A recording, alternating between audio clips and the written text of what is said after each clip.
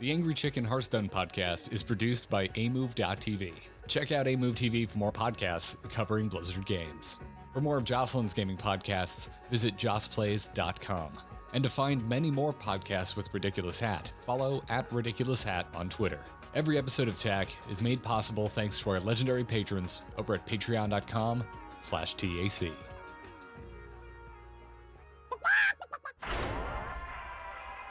Time's up. Let's do this. Legendary! You face Jaraxxus. You smell like a leper gnome. I knew it. So hot.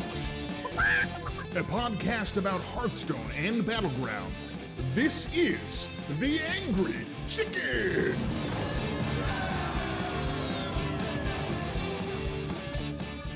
Greetings and welcome back, everyone, myself included. This is The Angry Chicken, the podcast all about Hearthstone, coming to you a little bit earlier than you may have suspected because there's so much damn Hearthstone news. What's the point? Let's just talk about it. I'm excited about it. I want to talk about it. Here, wanting to talk about it with me is Jocelyn. Hi, Joss. Do you want to talk about this patch? Of course I want to talk about it, especially, I don't know, something about Broad in the intro today just got me hyped. Just hyped AF. Yeah, I don't know. Yeah. I was like, yes, Hearthstone, let's go. No more Mayav and Battlegrounds. Yeah, right? You may or may not notice my little smiley face party emoji in the notes when we get down there. I'm a little sad. There's a tear from me. But we're going to find out if there's tears from another person because RidiculousHat, you're back as well. Hey, man. So, Garrett, I'd like to illustrate the difference in us as people. What are you drinking right now? I have a Yeti full of water and a little nip of bourbon sitting in front of me. Yeah. Just a little It's nip. 5:17 p.m. Eastern Time. I am finishing my morning coffee, and you have already switched. So I had a long that is the day, difference in man. who we are as people. Gotta get you up. start well earlier than I do. I woke up at 11:30, then 12, then 12:30, then I got out of bed at 1 o'clock. And you got out of bed well before that. And I imagine that I will be hitting my stride today at the end of my second podcast, right around when you go to sleep. We're both having stacked days, and we're doing we're hanging out with patrons of Into the Nexus tonight, doing some games too. So at some point we need to end this so I can go eat. We should talk about Hearthstone then. We should talk about Hearthstone. There's a lot of Hearthstone to talk so. about. Also, thank you, both of you, for holding down the show this Monday. It's been a weird week for me. Yeah, nonetheless, happy to be back.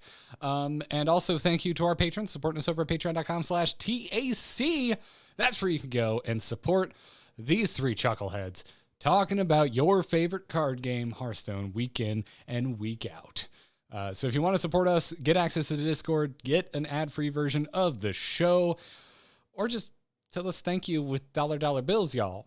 Check out patreon.com/TAC. And to our most recent patrons, Lacey Geiger and Ben C., thank you very, very much. We appreciate it. Go check it out. Now, let's get right into it. This week's Hearthstone news. Good news, everyone! We are recording this on Thursday, which means the mini-set is here. There was a very interesting pause in mini-set reveals that seemed strange. I'm sure you got into this on Monday, but it was like, hey, here's 4 cards, and that's it. That's all you got. And then it was just like massive card dump, and here it is. It's already out. So if you're listening to this live, if you're in our chat room right now, first of all, hi chat, but also you can go play this right now.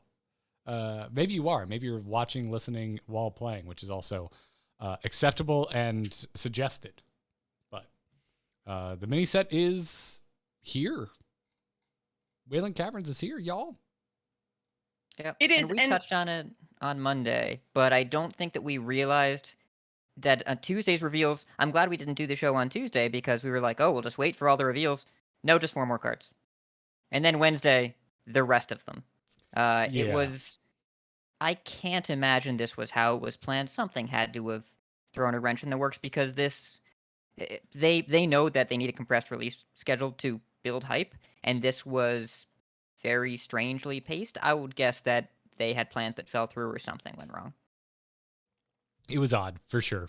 Stuck out to me as well. Even as someone who wasn't on the podcast on Monday, I was like, this is weird. little on the strange side. But anyways, the mini set is here, and we're going to talk about exactly just what in the hell it is. And they did us a lovely, lovely favor with this mini set, by the way, and made a large swath of minions all the same except for their effect. Because coming in the mini set is what they're referring to as adventurers, which is what I think we called them pilgrims on Monday because the only thing that we had was a Russian leak. And so lost in translation a little bit. I like adventurers better. I was about to say, I don't see any ridiculous hats with belt buckles on them. I don't know where that word came from other than translation. Sure.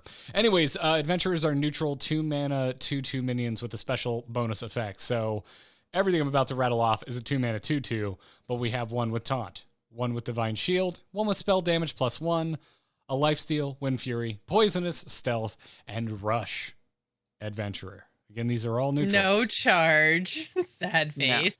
No. But there is a charge. It's $14.99. What are you talking about, Jocelyn?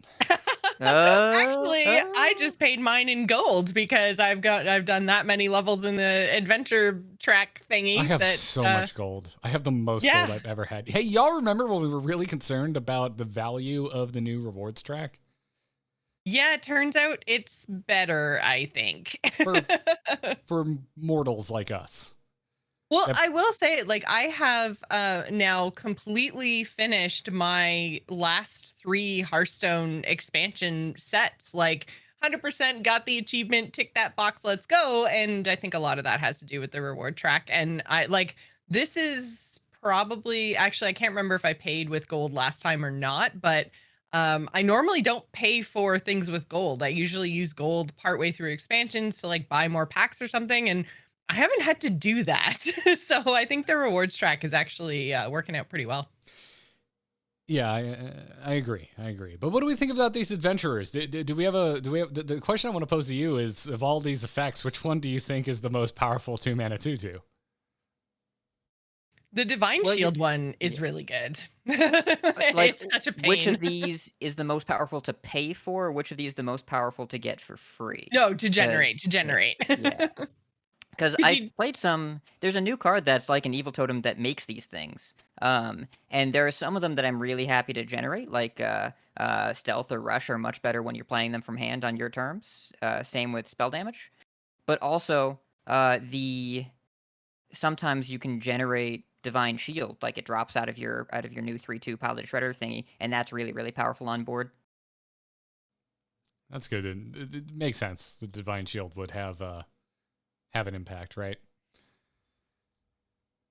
Just more annoying to deal with. Yeah, just what I wanted. Another damn poisonous minion on board to have to think my brain around.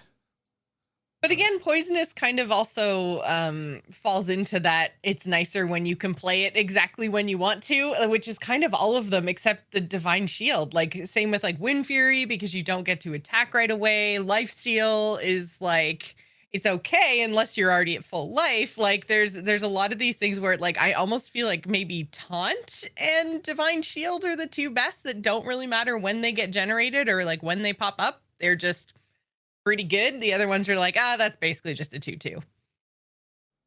Yeah, because I mean you can avoid the divine shield, but it's going to need to be dealt with because it can't be dealt with easily. Mm-hmm. Sort of a thing for sure. So.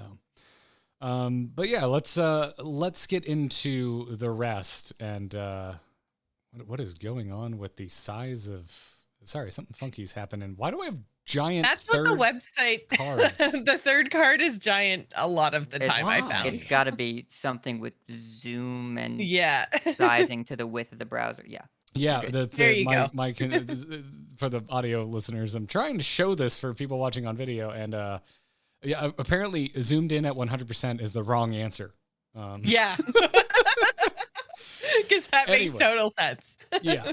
So let's go class by class and get through this mini set, starting with Demon Hunter. And we've only talked about 4 cards so far, so I'm going to even rehash cards from Monday. We can get through them real quick, though. Starting with a new Sigil of Summoning, 2-mana rare Demon Hunter Shadow spell. At the start of your next turn, summon 2 2/2 demons with taunt. Are they wearing 2/2s? I don't think so. That's a shame. Missed opportunity. It seems unlikely. Yeah. I haven't seen the token. I can't say for sure, but I would bet against it. That's because, like, I don't know. This card, I'm like, but why? Like, is anyone actually playing this on purpose? So, but okay, think about it. Would you pay 2 mana for 4/4 total stats and taunt? Absolutely. You think about the deal on this versus Feral Spirits? But they don't get Pretty to good deal. attack right away, right? They summon in their sleepy, and yeah, I don't know. neither And you're did- doing nothing on you have nothing on board. Yeah, it's the start of my next turn. I think that annoys me because with Feral Spirits, at least they're already on the board when I pass to my opponent. Yeah. That's like But I'm have happy to. so both of you have played Rush Warrior, right? Yes. No. Do you do anything the turn you play Imprison Gnarg? I guess if you think of this as like they're imprisoned, but for one turn. Yeah. Mm, It's the rate is good. As long as you don't die when you play it, you're fine. And then the next turn you have all your mana. There's no overload here. It's just a cost of waiting a turn. And you're getting good value. Now, I don't know if there is a Demon Hunter deck that needs the game to go longer. I don't really want to top deck this later game. But it's kind of nice to, like on turn 4, you can play this in a Razor Boar. And then turn 5, you have just a big old board. I feel like there's something here. It's different. It's weird. And all the tokeny Demon Hunter cards feel out of place. But at least this one, you know you're getting a deal on the mana by paying instead for waiting a turn. Also, I think it's pretty cool that they made up a sigil that is not in Warcraft. At least, I haven't played the current expansion, but the 4 that were in the last expansion when I was playing Vengeance DH were Chains, Misery, Silence, and Flame, and this is none of those. So I think it's cool they made one up. Yeah. It's I I'm think- in a vacuum. I can't argue with the value. Like it's a good value proposition. It's not a strong impact proposition as far as I'm concerned. I think where my head kind of went with this when I first saw it is like, why isn't it adventurers? Like everything else that seems to like it's already summoning tutus, which is what adventurers are, and that would just be more in the theme of the expansion. And Well, you summon people to your dungeon, like Well, you're just I know guaranteed to get the taunt adventure every time, and 2 of them. And they also happen to Yeah. have demon tags, so you can have demon synergies. but sometimes I mean- can have divine shield. Listen, just think of So you're it like you recruited demons as adventurers. Just write your No, own little what you're headcanon. saying is you have an expansion that feels really complete flavor-wise, and then demon hunters just barge in with their demons. That seems on brand for demons. Yeah, Seems that on brand actually for what is, Illidan yeah. would do. It's also really Like- on brand for a demon hunter visiting Wailing Caverns in the World of Warcraft MMO because they Right. were not a factor when that didn't dungeon exist. was designed. It's just It like feels self-contained and out of place, working as intended. it is the goth kid at the family reunion. Everyone else is wearing polos and tan shorts, and there's me in the corner in the shade. I was that kid With a lot of hair straightener. Yes, you saw that photo. You saw that photo. I sure did. Anyways, moving right along with the Demon Hunter cards, Taint Heart Tormentor. Boy, that's a name. That is a name. Very memorable name. Yeah. All about the Taint. Anyway, Taint is an 8 mana, 8/8 rare Demon Hunter demon with taunt and reads your opponent's spells cost 2 more. So I did have this in play today. But it was turn 3 and I was playing Shaman. It was good. Wait, you got it on turn 3 playing Shaman. Yeah, Bloom, new 7-drop that pulls a weapon out, swing, evolve. It was disgusting. I was against a Druid. They said wow and then conceded the game. It was quite tough. Yeah, That makes me happy because Um, I said wow and conceded the game to a Druid yesterday. yes. But also, I think paying 8 for this is a dicey proposition because that's Ironbark Protector, except with a little bit of flavor text and a minion type. And there's another 8 mana demon that Demon Hunter has access to. You may have heard of it. It's called Illidar Inquisitor. It's a powerful card. I think that's going to win most of the time in deck building. But if you can get this card out on turn 3, in my experience, it's very, very strong. So I'm not crazy about the taint. Your heart's not in it, huh? No. No, But it the name isn't. of this card will Yeah, torment and you. compared to Sigil of Summoning, which is like when we kind of break it down value-wise, I think it holds up. I don't think Taint Heart does, even kind of just looking at it by itself. That's a lot of mana for a fairly passive effect.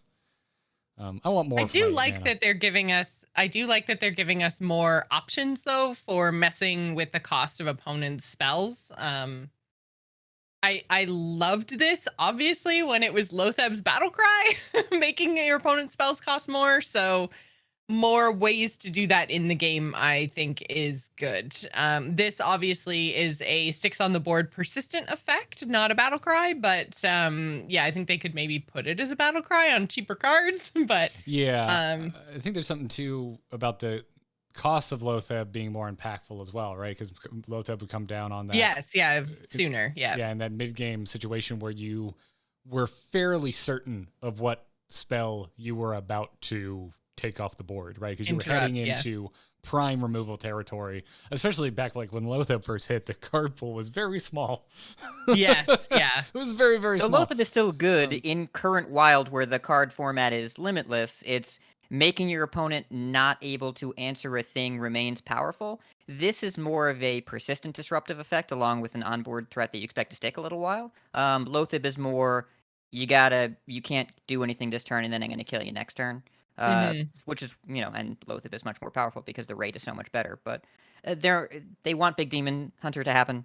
I think they made a Big Demon playable by making you not need to play Big Demon Hunter with Inquisitor. This card, if you're just paying 8 for it on turn 8, it seems not really a game plan that I would want to target. Yep. But maybe there's a future where Big Demon Hunter works. I want to cheat. Demon Hunter has ways to cheat demons out of their hand, though, don't they? Or make them cheaper. Now I can't remember. Well, I mean, you guys know I don't 4-drop. play a lot of it, so yeah. I mean, technically, There's make a anything- Raging Fell Screamer can do a discount for the next one. There's that 6 mana 8/3 that when it dies it poops out a demon from your hand, but that card's Yes, pretty bad. okay, I think that's the one I'm thinking of. Yeah. Has anyone heard of Yeah. Skull of Gul'dan? But so you don't want to play a bunch of 8 drops with Skull because then, Garrett, I envision a world where you try that and then you come back next episode and you're like, oh, of course, I mulliganed to the 8 and then I drew Skull turn 1 and then we have to hear about it here in the Angry Chicken. No, I'm just saying Don't it's put this in your deck. yet another way to discount card. I mean, as long as Skull exists, technically Demon Hunter has a chance to discount any type of card. It's just another. You have to another choose thought. between the skull and the heart. That's what you have to choose. And I did actually Google this term. I typed the word taint heart into my browser in quotes to make sure But that why? there was no misunderstanding. Safe search was on. It is apparently in Legion. This was added as a group of nightmare corrupted satyr in Val Shara. I didn't know Well. that was the term for that zone. But there are a bunch of different taint hearts. Well, thank you for telling me where the taint is. Maybe No, we'll that- see more going forward. Also, just as a hint, if you are Googling this, there's no space between taint and heart. So, all one word in quotes. Very With important. safe search on. With safe search on. Just listeners, this is for you. I'm warning you. We appreciate your bravery checking that out, Hat. Final Demon Yeah, Hunter that card. search is not for the taint of heart. Oh my god. God damn. Stop. All right, I'm gonna throw a Fell Rattler at you, which is our next card, a 3-mana 3/2 common Demon Hunter Beast with Rush, and it reads Death Rattle, deal 1 damage to all enemy minions. It has Death Rattle on it. I repeat, it has Death Rattle on this Demon Hunter card. Are we I putting tried this in the this Death Rattle today Demon Hunter? in my Death Rattle Demon Hunter. I took out my Watch Post cards and tried some of the new cards, Fell Rattler, and then the other one that the mini shredder that we talked about on Monday. Did I miss something on Monday? Are you playing Demon Hunter? Not really a lot. I just tried it a couple Don't times. quantify 'cause it. People That's a told yes me or no that it question. would be fun. Yes, I queued some Demon Hunter matches, and I hated it. And I lost it. It was the worst. I thought you'd be But happy how because was you Fell lost Rattler? while you were playing Demon Hunter. Fell Rattler was okay. I found that I had enough stuff that had been going on, and I'm pretty sure this one got cheated out of my hand by the 2-drop, so I was able to kind of like ping some other stuff off with the minions that I had and then use this to kind of finish clearing the board. But I was playing against like it kind of like I guess like new zoo. It was a warlock who had a lot of cards that did, like, when his health changed did stuff. So, or when he took damage on his turn did stuff, and it was this like crazy big zoo thing. So this was really good because a lot of his stuff had like 1 or 2 health, so it was pretty easy. It's like I'd run this into the big guy and clear out everything else, and so it was good to have some board clears there. But yeah, like I think Fell Rattler's pretty good. I enjoyed it. I don't think I built the deck right, but still, I think this is a good card if you've got a lot of tokeny type stuff in the meta, which I found in my other matches they did not have stuff this would kill. Yeah, I think my thought on Fell Rattler is that it's the type of minion in Death Rattle Demon Hunter that I'm totally fine with if it's coming off Razor Boar because I'm attacking with Razor Boar.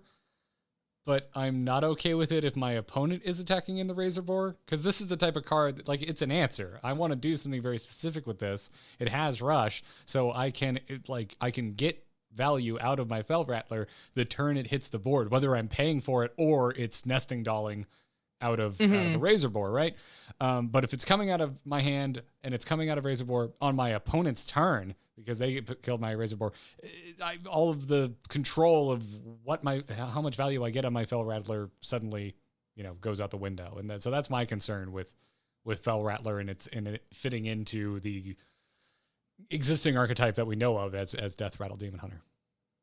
You do still get the AoE, so that's still good. But I just, like I said, there wasn't a whole lot of stuff that people are playing in general that has 1 health that this would kind of kill, right? So, well, yeah, that's the kind of thing. Like, you still get the AoE, but again, yeah, if you were having full choice over what it attacks into in the first place, you might get more mileage out of that AoE, I guess is my point. But I see the gears turning.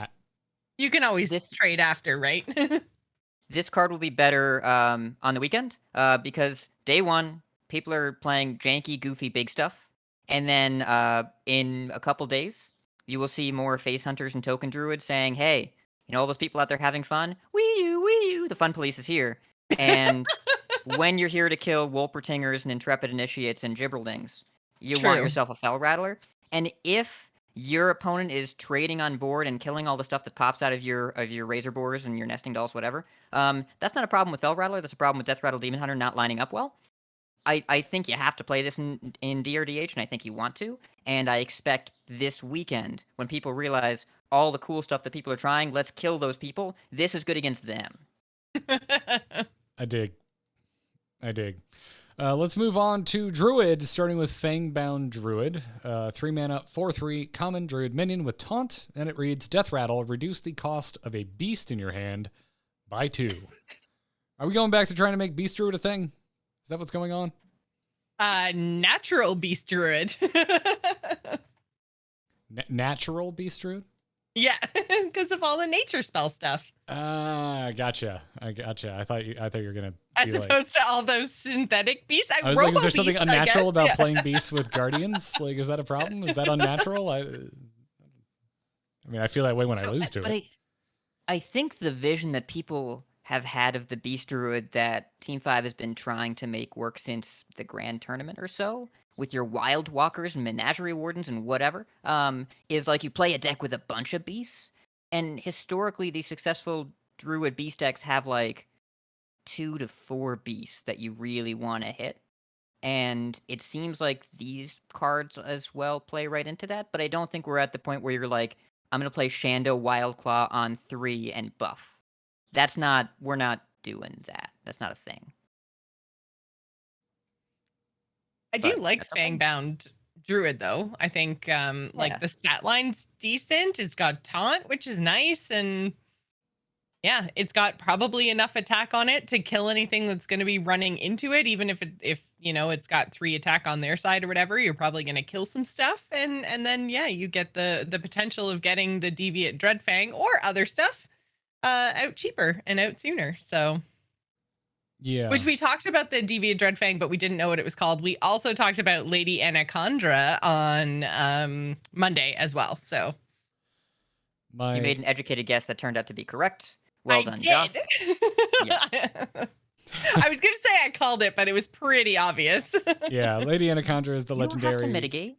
It's okay. legendary that was being speculated on. It's a 6 mana 3/7 legendary druid minion. Your nature spells cost 2 less.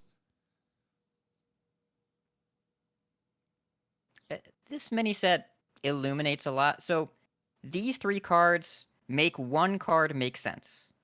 Living Seed now makes a lot more sense as to why it exists. Because it's beasts and nature, and that's clearly what these 3 cards are all about.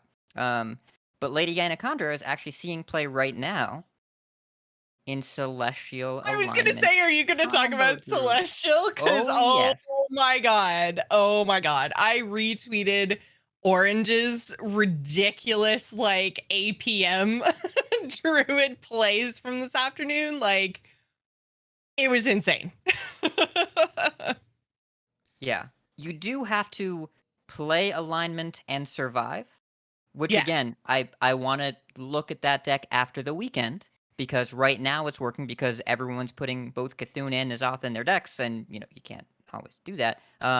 But when people are face huntering and whatever over the weekend, I want to see if it's fast enough. But If it still basically, stands up, yeah. yeah.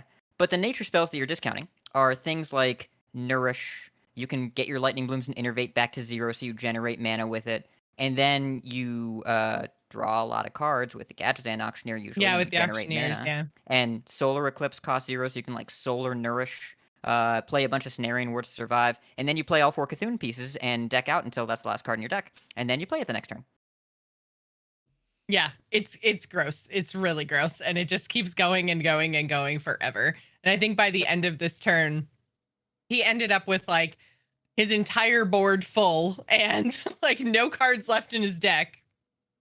But his opponent was going into 2 mana, I think. But he literally played 20 cards in a turn. Oh, that is gross.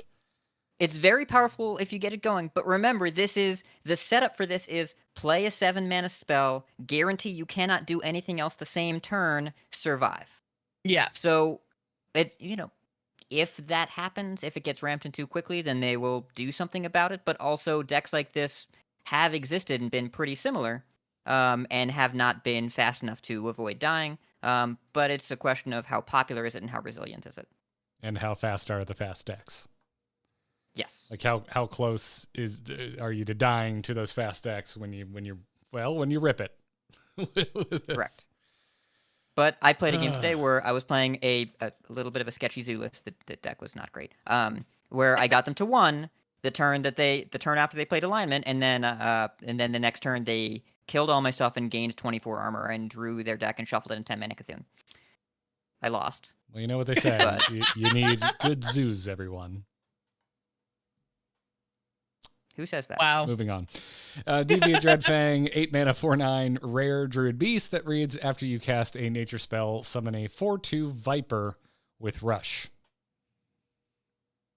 Which, again, this is another one that we talked about on Monday. Yeah. I keep wanting to say Tuesday. It synergizes.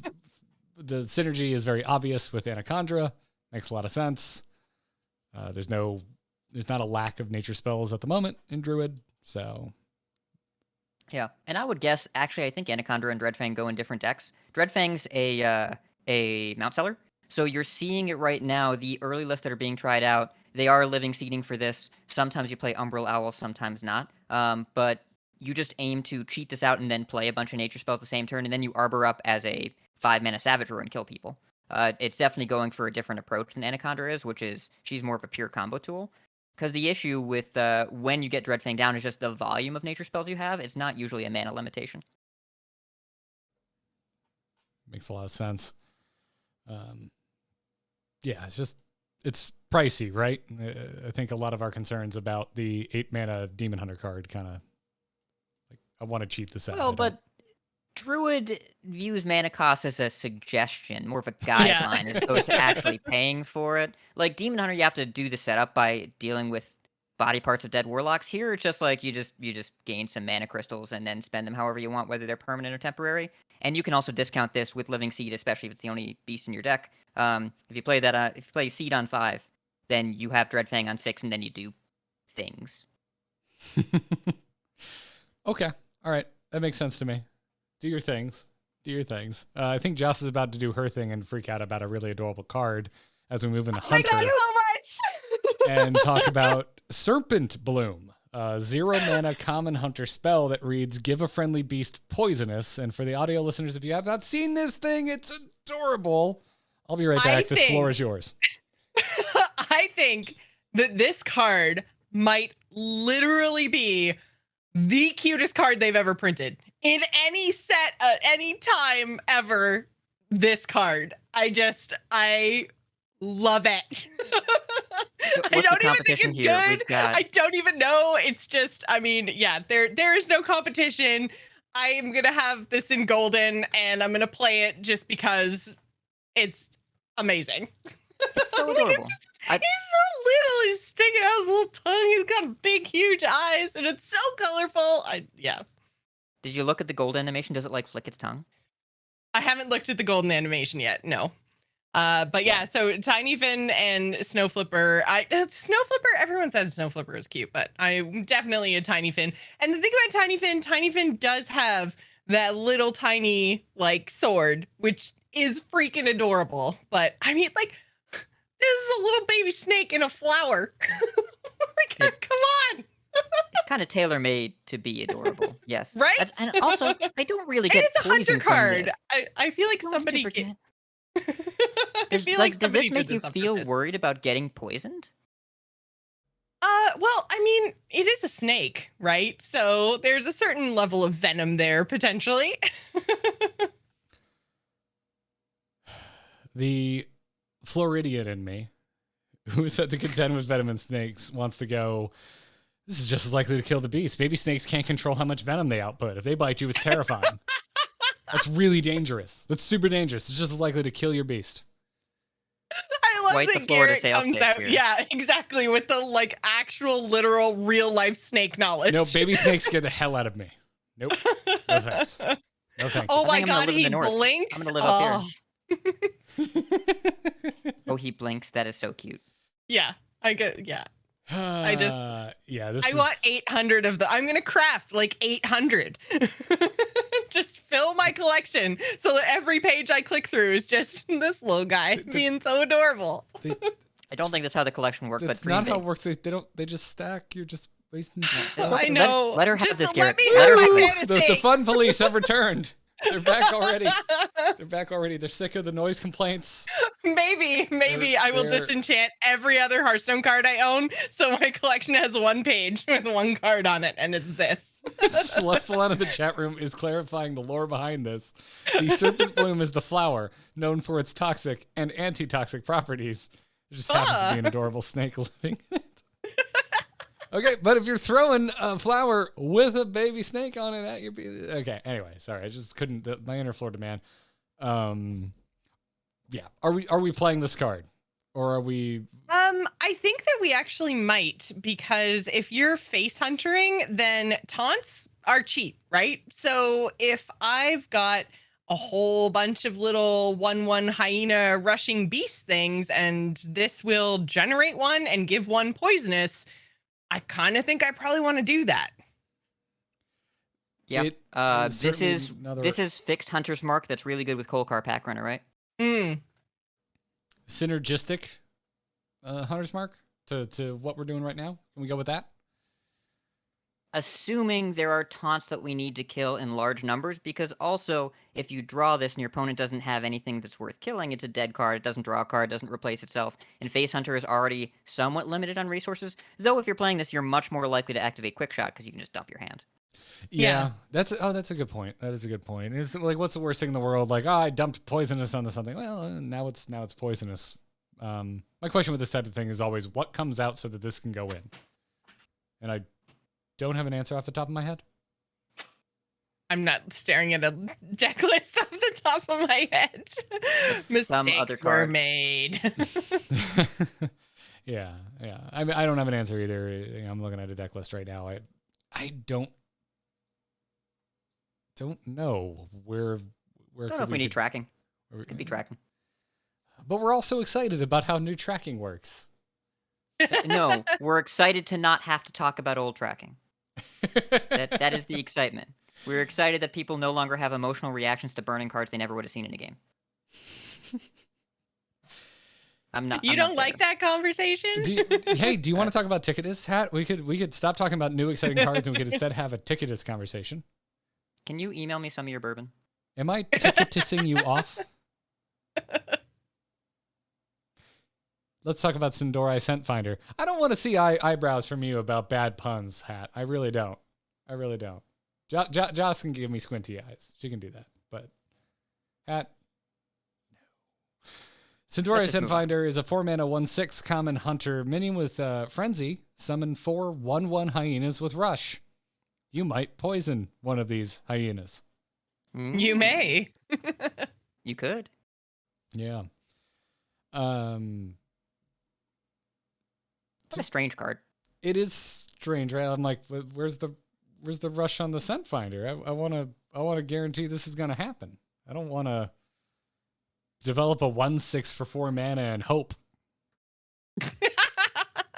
Yeah, this card says in very loudly, play True Aim Crescent. Really, really good with True Aim. If you don't have a True Aim, I am less convinced because you need to make this thing attack the turn you play it. But really strong with that, then it effectively becomes a 5/10 with Rush. That seems good. Yes, but against a pretty specific combo there. But it's one of those things. Do you? I guess my question to you is, Hat, do you think a True Aim deck will come out of this meta? I don't think you can build around True Aim to as a deck, but it's already seeing play in Face Hunter. That's already a card that's seeing some play, and it's a really strong card. Just a question of having the tools for it. I don't know if we need to resort to this. True Aim's already good, and this card needs very specific scenario for it. But if you need a little bit more go-wide potential, I think that there's something here. But overall, Hunter set this expansion kind of awkward. I haven't really seen any of these new cards in play, and they all seem like they have pretty decent competition and questionable payoff. They didn't really get a lot in Barons as a whole, including this mini set. Yeah. I mean, the Face Hunter list I've seen run a single of True Aim. Yeah. You could run double. It's a card that you could add more of. But do you want more 4s in Hunter? Is that really where we feel the gap? I don't think so.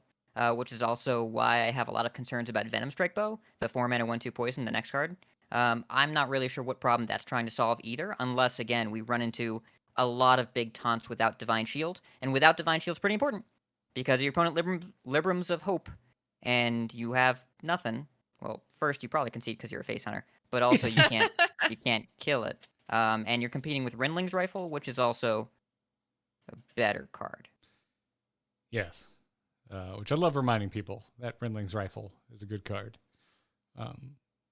But it's interesting you bring up Venom Stripe Bow. I had a similar thought as well. It's just like hunters aren't hurting for effective weapons at the moment. And again, Venom Stripe Bow, maybe more than Sindori Scent Finder, is the kind of card that I look at and go, maybe I'm just not seeing. Maybe there's some new archetype for hunter that this plays into, but coming into this with the mindset of the hunter we currently know and play, I just do not see where this fits in. It kind of just feels like they were like, hey, there's a lot of snakes in Wailing Caverns. Hunter likes beasts, so Hunter gets snakes, so poison everywhere. Yeah. I can see the lore line. Yeah. Well, I don't think this is a bad card. The deal is good, just sometimes it's not good enough on your terms. If you have to play it and pass, 4 1/1s might be easy to deal with. If you can trigger it on your turn, if you play this and hit with the True Aim, that's a lot of stuff. That's a good turn. It's just a question of what do I do the turns before that? What do I do the turns after that? What does that deck look like? Why am I playing that deck? Why am I playing this over Face Hunter? I don't think there's a great answer yet. Yeah, I mean, I don't know. Probably comboed Kolkar with something on turn 3 and then dropping Sindori or doing anything with Crescent. That's not it's not playing off of the Kolkar, but at the same time, you're getting a ton more hyenas. So it's interesting. It's passive, and I'm still thinking like a face hunter. Yeah, it's not a face hunter card. They're trying to make us play a different hunter deck, and I don't know if we have the tools for that yet. Yep. I don't really have any other comments other than what has already been said on Venom Stripe Bow either. So shall we move to Mage? Yeah, I mean, speaking of passive and weird, let's freeze things, I guess. Yeah, let's. Very, very clear motif here. Yes. But without like Frost Nova, right? Yeah, but Thank goodness. It's picking up on some hanging freeze themes that haven't really come home to roost, right? So like there's freeze synergy cards that we aren't really getting a lot of mileage out of right now, and this might help put that over. Right. So we talked about those on Monday, and there's like, what did we say? 6 or 7 freeze spells? 7 frost spells in standard. Right. Couple secrets, deep freeze, and a couple cheaper Oh, ones. right, because they don't actually all freeze stuff, right? So, correct. You know, like, so that's the thing with like, so Shattering Blast, 3 mana, destroy all frozen minions. How'd they get frozen? Like, there's stuff that's like, or Flowcaster, 6 mana, 5/5, costs 2 less for each frozen enemy. How'd the enemies get frozen? Do you think my 2/1/1s are gonna live on turn 3 and 4? Probably not. Well, if your opponent trades into them, the things are frozen, and then your Flowcaster's cheaper. I don't know. I don't know. I am not convinced. I feel like I see a lot of brain freeze going on, so I don't think it's impossible. But I also see a lot of brain freeze was the one. Brain freeze is the one card that we said, you know, is seeing play right now, is really good, but you can't build a frost mage deck around brain freeze. And you also usually want to kill the thing with the brain freeze, so then it's not frozen. So then it's not frozen anymore. Yeah, it's got that combo on it, right? That's a good point. It's like, is the question, is any of this good enough to start running Cone of Cold on purpose? Exactly. I think that's the way to frame the question we're working around right now. I mean, like, and maybe it's because old Freeze Mage was just awesome, but like, I just don't see this being an archetype yet. Maybe this is the kind of thing that we're getting tools for it now, and Frost Mage, maybe not like Freeze Mage, but Frost Mage will be good like in December.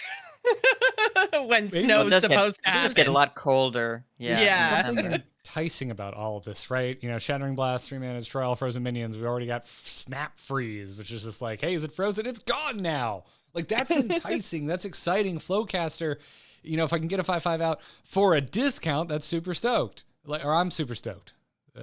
Make a sentence, Garrett. And so it's kind of maybe there's.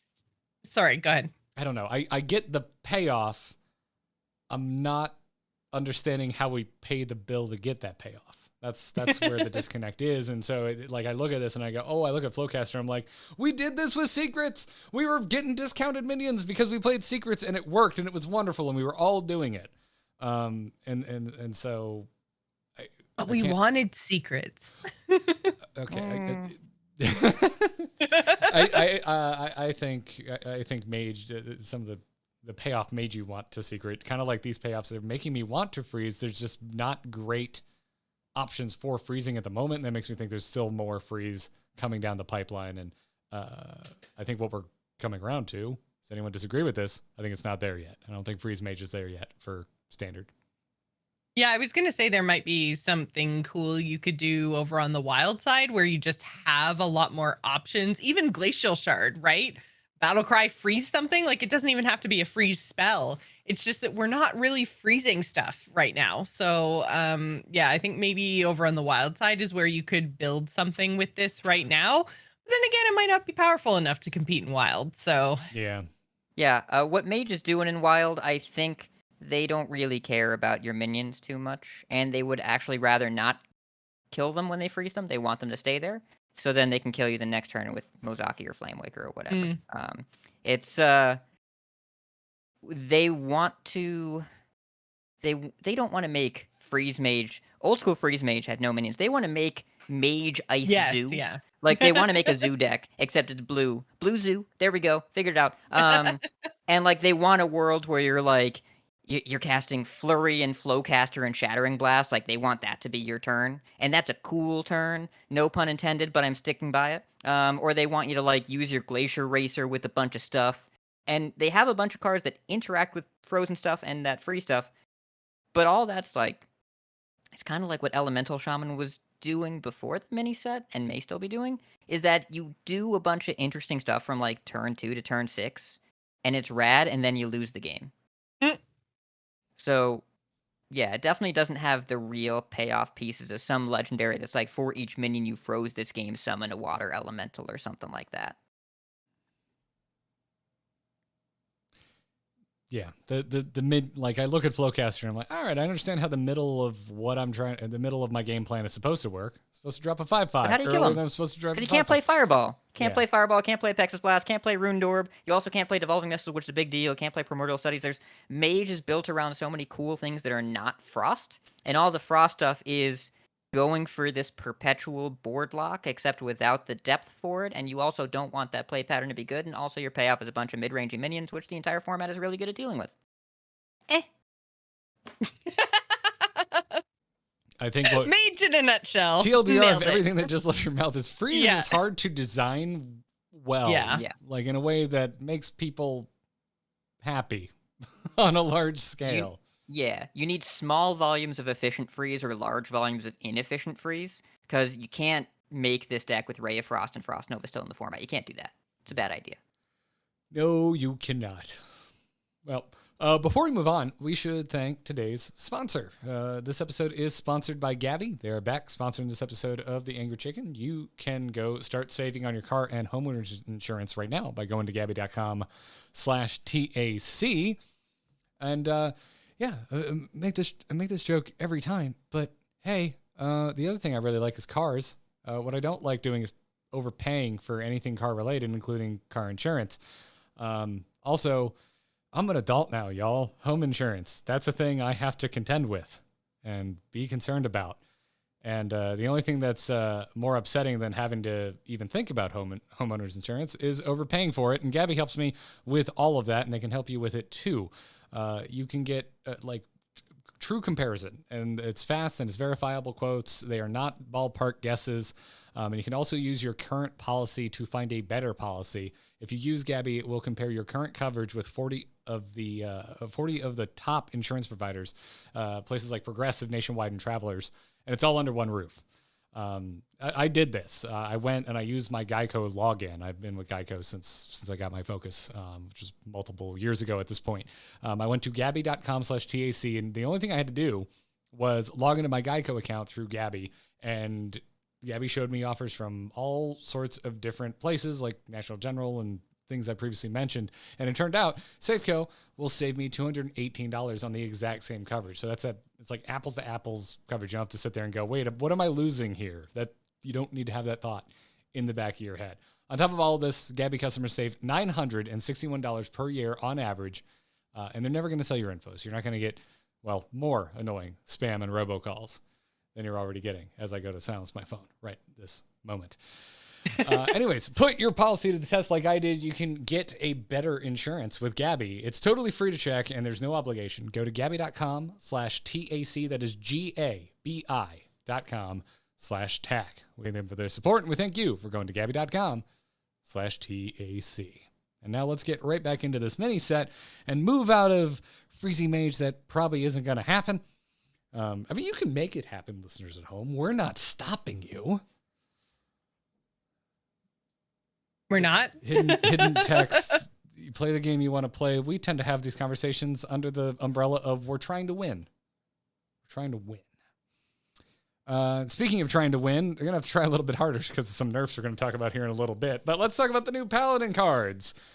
Starting with Seed Cloud Buckler, a 3-mana, 2 attack, 3 durability weapon that is very much a shield. Death Rattle, give your minions Divine Shield. I love that they just leaned into the basic vanilla assness of Wailing Caverns armor and weapon and loot drops. This is the most basic shield I've ever laid eyes upon, and I absolutely love it. Sorry, It's very another art accurate. note. Yeah, it's great. But how do we like a 2-attack weapon that has 3 durability, costs us 3 to play, and after 3 swings, we get all of our current minions on the field get Divine Shield. Well, I think the nice thing about it is you can kind of control it, right? There's not a whole lot of weapon hate going on right now in standard, but again, I don't know what you would take out to do this. Yeah, it's I want to cheat out secrets, and this doesn't let me cheat out secrets, right? Yeah. But again, to go back to kind of like looking at it at face value for what the card is, I don't hate it. You're getting, I think, enough attack, enough durability for your mana cost. And I think this is a powerful death rattle. It's just that a lot can change between turn 3 and turn 6 in terms of how impactful this death rattle is going to be. Yeah, I think just because it is a death rattle, not a battle cry. I think if this was a battle cry, then there's more of an argument for it because you can 100% play it exactly when you want, right? Because then you're almost playing it just for the effect, right? To get a board full of divine shields. Well, you don't yeah. really care so much about the weapon, right? Yeah, you get but added value on the back of that. Yeah, but because you can only attack once per turn, it means that there's a long setup for this card, to the point that I almost might like it better if it was a 2-attack 2 durability weapon, like just to get it online that 1 turn sooner. Or you can hold it for 3 if you want, but if you get a super cool awesome board, you can just be like, hey, guess what, also they have divine shield now. So maybe it's just like the mini set being smaller and more self-contained, but I think back to the hunter cards and actually the demon hunter cards as well, and I look at these, a lot of these designs feel like they're going to be impactful after Year of the Phoenix rotates out, and we have other archetypes to play off of. But right now we look at all the stuff that happened in Scholomance. Scholomance, I think, is one of the more powerful sets ever, and also in Ashes we got all the Libram cards. Librams, yeah. So, Sea Cloud Buckler, there is a world where we have a Paladin deck where you play this on 3, you kill a couple small things to control the board. Turn 5, you go wide, you play a bunch of stuff, and then you bubble it up. And that's probably going to be good enough in some formats. I don't think it's what we want to be doing right now. Paladin already has really strong weapons. Sword of the Fallen, really, really good. Hammer of the Naru, really, really good. And Libram of Judgment as well. And I don't know if we're really going all that wide in Paladin. It feels like right now Paladin is more about playing one big thing per turn, and it'd be fun to bubble up my Alder Truthseeker, but that card doesn't need a lot of help. And a lot of the cards that we're in Paladin right now don't need a lot of help. So looking at what we have here with all 3 of these cards, I think that we're looking at something that will be relevant in a future archetype when our current tools aren't the best thing to be doing. But I don't see any of these being more efficient than current Libram Paladin, maybe with the secret package, maybe not. Which I also think is okay. I think we all would have been pretty annoyed Sure. if Paladin got a bunch of awesome stuff when they're already doing real well. Yeah, I think it's if okay Paladin that their got set an is- that it's crappy. Yeah.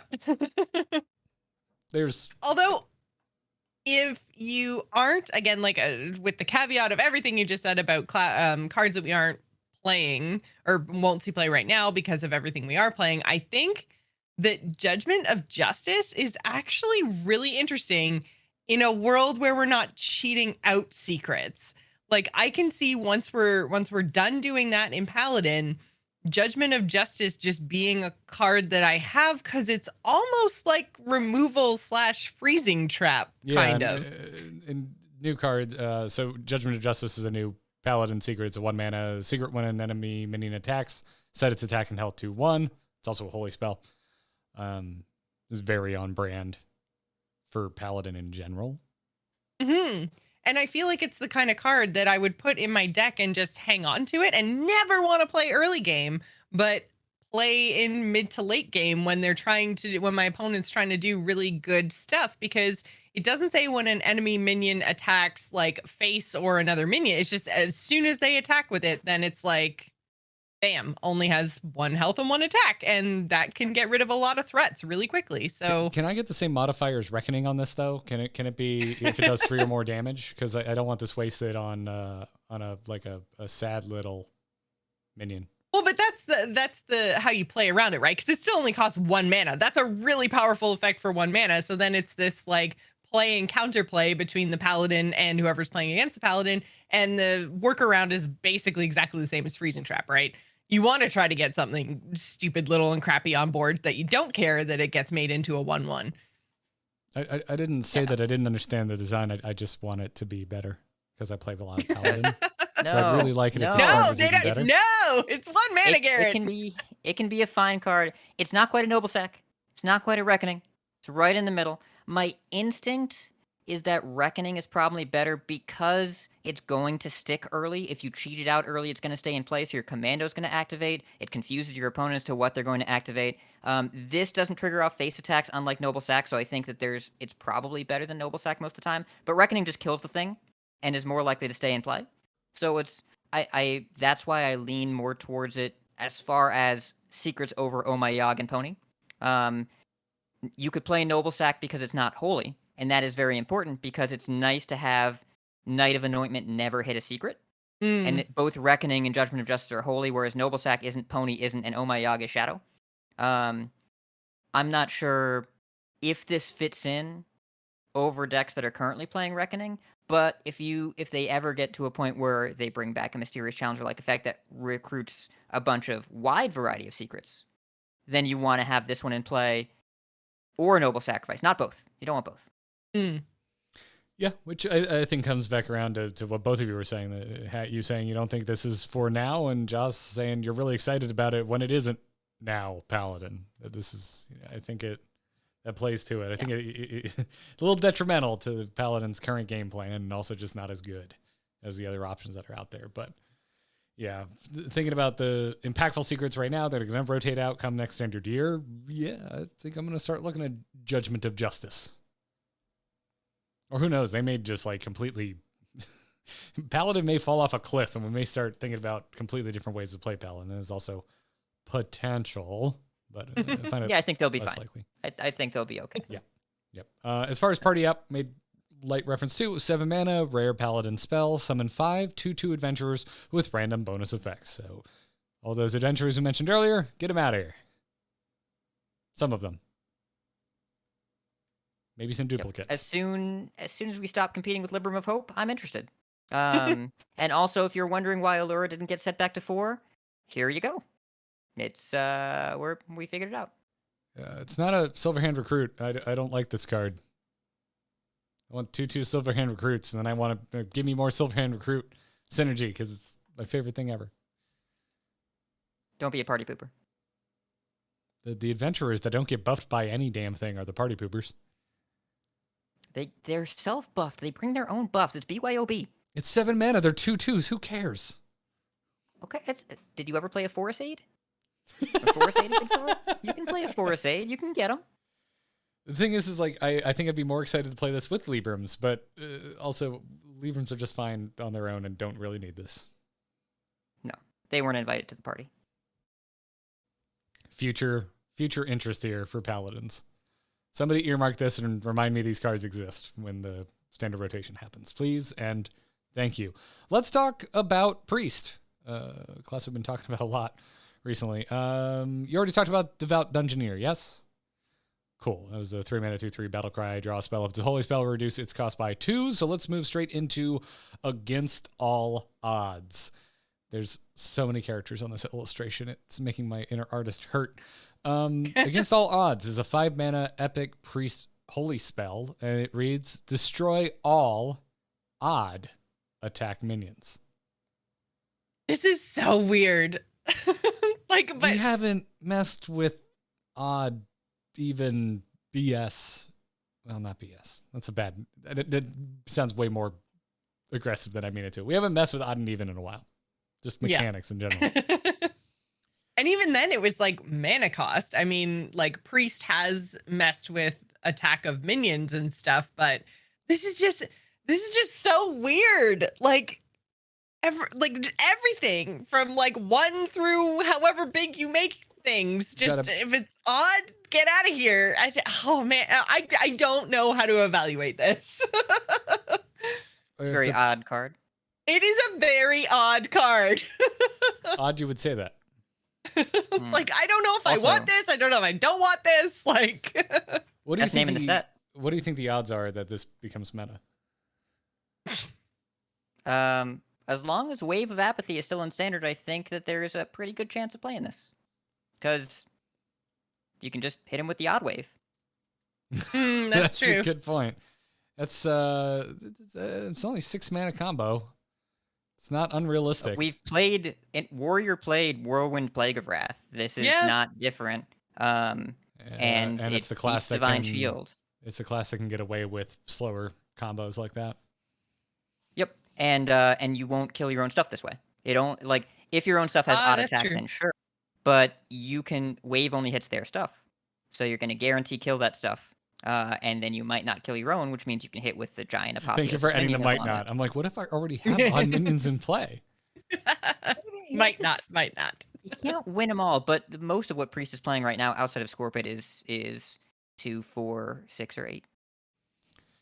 Interesting. Who do we also appreciate? Interesting, Garrett. You mentioned the art. Those are the 5 Alliance mercenaries that are in that card art. So if it's against all odds, this must be on a PvP server because the fact that they even got to step into Wailing Caverns is impressive. So wait a minute. First of all, Kurtrus Demon Hunter is Alliance. That's weird. I don't know if that's a thing, but that's a little weird. Yeah, that's the thing. You can be a Night Elf Demon Hunter. Night Elf Demon Hunter. Yeah. Yeah. He's 3 attack. But Tavish is 2. Cariel is 4. Zyrella is 4. Are you just trying to figure out who from this group, lore-wise, is going to die based on their stats?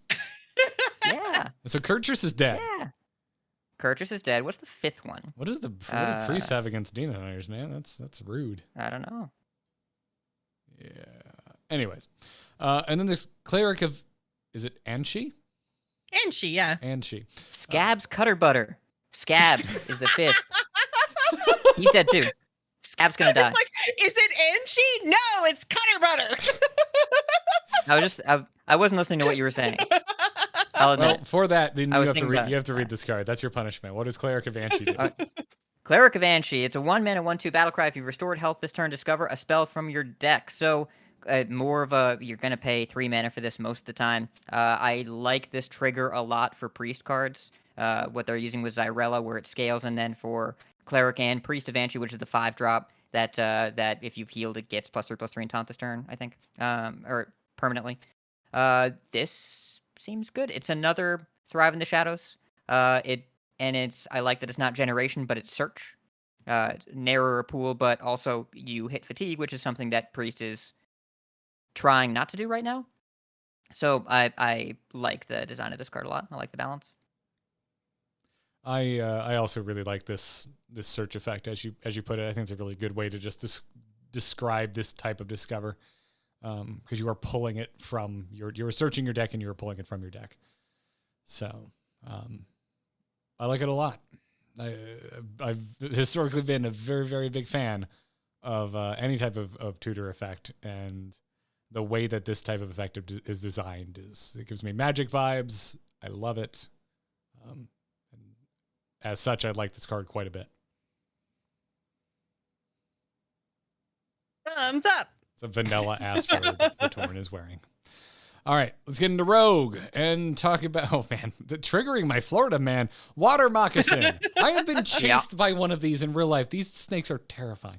3 mana, 2/5, common Rogue beast with stealth and reads, has poisonous while you have no other minions.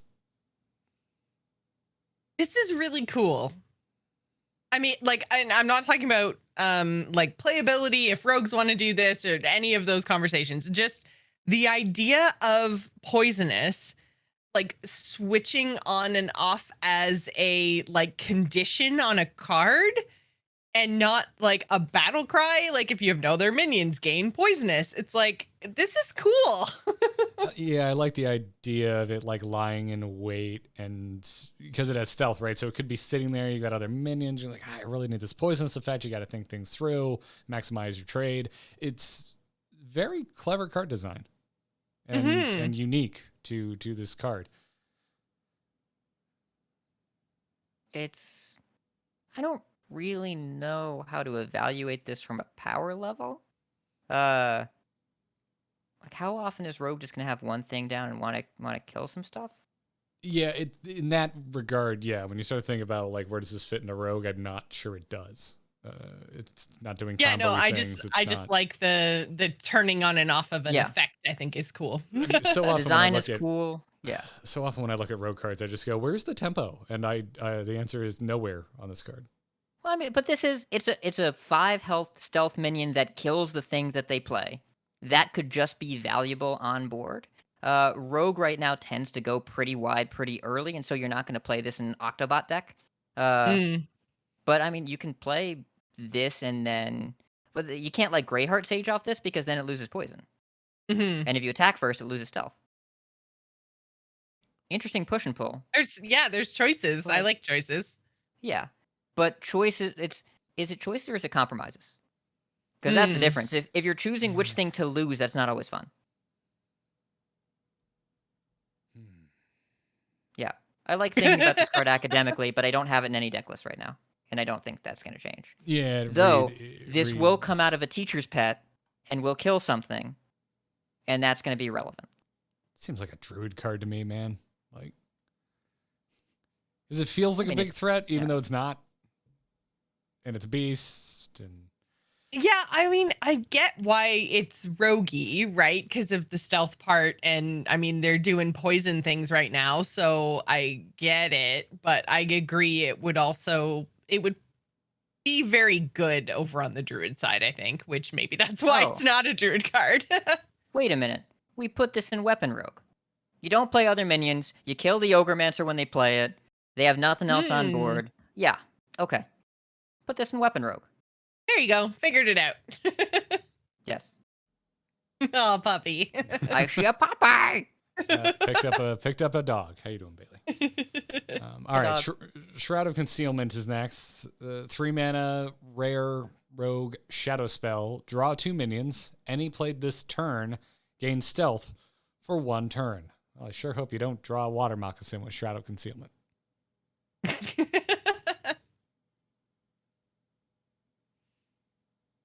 Do we need more draw in Rogue?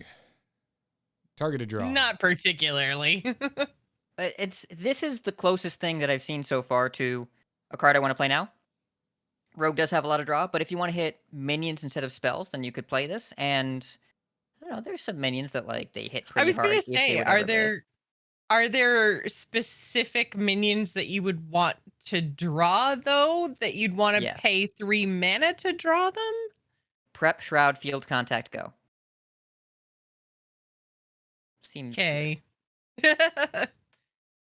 Yeah, Field Contact in particular seems really, really, really good off this. It's a bit of a linchpin right now for Rogue. Yeah, but you usually play it in like a pretty minion-heavy deck, so I'm not sure if you're going to consistently hit it.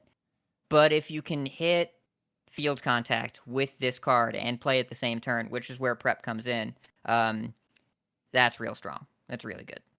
But specific scenario, and we already have a lot of draw already. You would play that probably over Swindle, maybe? I don't know. Oh my god, yeah. I'm looking at like the most played single list on HS Replay right now. There's so many minions in here. They're running like, this is the deck that runs like 2 of Og Merchant and Prize Plunderer. Octobot, Og Merchant, Prize Plunderer, Foxy Fraud. A lot of times you have Vanessa in there, Jandis Barov, Kazakis, Alex, Tenwu. A lot of stuff. It's a lot. Yeah, I don't know. It's okay. Sorry. Chat room is asking right now a question that I didn't even think of because I read the card the other way. So the card reads: draw 2 minions. Any played this turn gains stealth for 1 turn. Does that mean any minion that you play gains the stealth, not just the 2 that you drew? Because originally I thought it was just the 2 that you draw. Oh, it's definitely just the 2 that you draw. Yeah. Okay. Oh, yeah. It's That would be ridiculous. yeah, I think it's you usually you spray paint the minions that you draw that turn, like with acrobatics or with Mhm. or a couple other cards like that. Silk Okay, Stepper. so Yeah, not I would any think it works minions. that way. Okay, so it Yeah. doesn't change our thoughts on the card. Okay. Yeah. It really just love drawing cards, but I don't know. I look at, you mentioned, the minion heaviness of Rogue at the moment, the existence of Secret Passage. Where does this fit in? I think it's a solid card, but again, I think we're looking at something that maybe finds its spotlight after a much larger meta shakeup.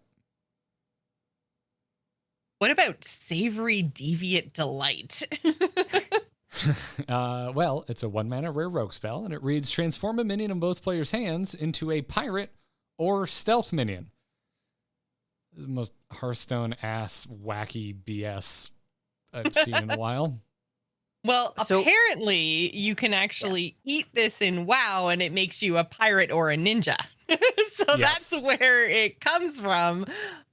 I think I don't know. I mean, it's potential combo disruption, right? But I don't know. I don't think I want, although if I'm a rogue who's playing a lot of spells, maybe this is okay. And I'm just playing it to disrupt my opponent, but I don't want to change any of my stuff. It's incompatible with Alex Tenwu. You can't play this with Alex Tenwu. So this is a card you hope to generate off of Wandmaker. Again, if you are playing Weapon Rogue, you probably hope to generate this. You probably don't put it in the deck. It's a really, really specific answer that would mostly be to disrupt combo. It's a safety valve in a warped format if it needs it, but if we need this, then they have to nerf stuff anyways. That's fair. I like the design because it's fun and it's evocative. But the use case is so narrow and the downside on your side is so significant that I think it's pretty hard to justify putting this in a list and saying this belongs here. My response is going to be, it's an interesting generated card, which is a shorter way of saying all that. So, same page. Yeah. Let's talk about Shaman, which I'm kind of stoked about. Did you cover Primal Dungeoneer already? We did, yes, but feel free to give your thoughts as well. Ours were, yay! Yeah, real quick. 3-mana, 2/3, Battle Cry, draw a spell. If it's a nature spell, also draw an elemental. My excitement for wanting Elemental Shaman to be a thing is well documented, and so I'm very, very excited about this card. It's Elemental Shaman, and it's a tutor effect. This was made to make me happy. This is great. It's like saying, Garrett, would you like to watch a car video and drink cocktails? I'd be like, yeah, it sounds like a great day while listening to pop punk. Be hard to understand the video. Anyway, like this card a lot. Moving right along, Perpetual Flame, 1-mana rare shaman fire spell. Flame didn't give it away. Deal 3 damage to a random enemy minion. If it dies, recast this. Overload 1. Oh yeah. It This is overloads so every time you cool. recast. Very Oh, important does that it it? overloads every time you Oh. recast. That's Yeah. cool. But Yeah. but 3 damage. So it's I know, but I thought it was like 3 damage over and over and over and over for 1 plus an overload. And I was like, yes. It'd be way too good. And it's already, the rate is pretty good. If it's 3 damage for 2 mana, okay. If it bounces once, that's 6 damage for 3 mana, still a good deal. 9 damage for 4 mana. You're still talking about good deals here. Yeah, But I was it- about to it say it's can't just be- self-regulating in a really, really smart way. And it still only costs 1 mana that turn, so then you get to clear their board if they have a wide, smaller board, and then play a bunch of your stuff, and that should be powerful enough. But it can't just be 2 mana potentially clear a board with only 1 mana crystal overload of consequence. There's got to be a little bit more. Yeah, and you're gonna know the rough scenario you were getting yourself into. You're not gonna cast this and be like, oh my god, I can't believe I overloaded for 4. You're gonna know if you're in a scenario where you're gonna overload for 4 or some concerning amount that's truly impactful, come next turn. I If swear this to God, kills 5 things. Yeah. this is the kind of card I feel like Garrett is going to cast and he's going to be so excited and there's going to be like 5 minions on board, and they're all gonna have less than 3 health, except for one dude that's gonna have 4 health. It's gonna hit the dude that has 4 health, and Garrett's gonna cry because this is giving me a little bit of Crackle vibes. That's fair. That's fair. Crackle was on a single target though, so it was pretty binary. It was like Crackle was a success, or Crackle made you question why you ever played this game in the first place. Whereas, this has potential to go other places. You know what I'm not casting this on? A board of 1/1 hyenas and a Kolkar back runner, because I don't want to spend. I want 3 damage going into 1/1s, overloading my ass. Like that just sounds like a bad time. But would you rather die to that board? Well, it's 1 mana to kill that whole board and then play the same stuff that turn. You take the next turn off, but you do 2 turns worth of stuff in one turn. If you're gonna die to a board of 1/1s, Kolkar pack runner tends to happen pretty early. I don't know if I want to put myself at take a turn off against Hunter early in the game. Yeah, if you're playing this, it's because the format is leaning into wide boards, and it's important to note this is a fire spell, not a nature spell, so you can't play this with Dungeoneer. This is probably for a deck that we don't have yet, but if you have some kind of deck that wants to swing the board, then you're pretty happy about doing this and something else next to it. And maybe there's a world where, I don't know, we can play Headmaster Kel'Thuzad and then Flame, and then some gnarly shit goes down. I don't know how that works. I have no idea how that works. Yeah. Well, and also, like we talked about on Monday, you can play it with Dungeoneer. It just means that you're taking a chance that all you're going to do is draw a spell and not potentially get that elemental. But maybe drawing a spell is just actually okay, especially in Shaman, because 3 mana. They don't draw stuff. 3 mana, 2/3, draw 1 spell. It's not the worst thing in the world. Yeah. It depends. We're just going to play Landslide before we play this in that scenario, though. Like, Landslide is a lot better. Yeah, you just have to kind of weigh in the deck that you're building. Do you care if you draw the elemental as well or not? And then you can mess around with your spells accordingly. Yeah. Well, let's talk about an elemental, because we got a new one. Wailing Vapor, 1 mana, 1/3, common Shaman elemental. After you play an elemental, gain +1 attack. Hey, it's a 1 mana, 1/3, and only scales its attack indefinitely. Which, I mean, they learned a little, and it still remains killable instead of getting bigger and bigger and bigger and making people cry. If Elemental Shaman pops off, this is going to be in it.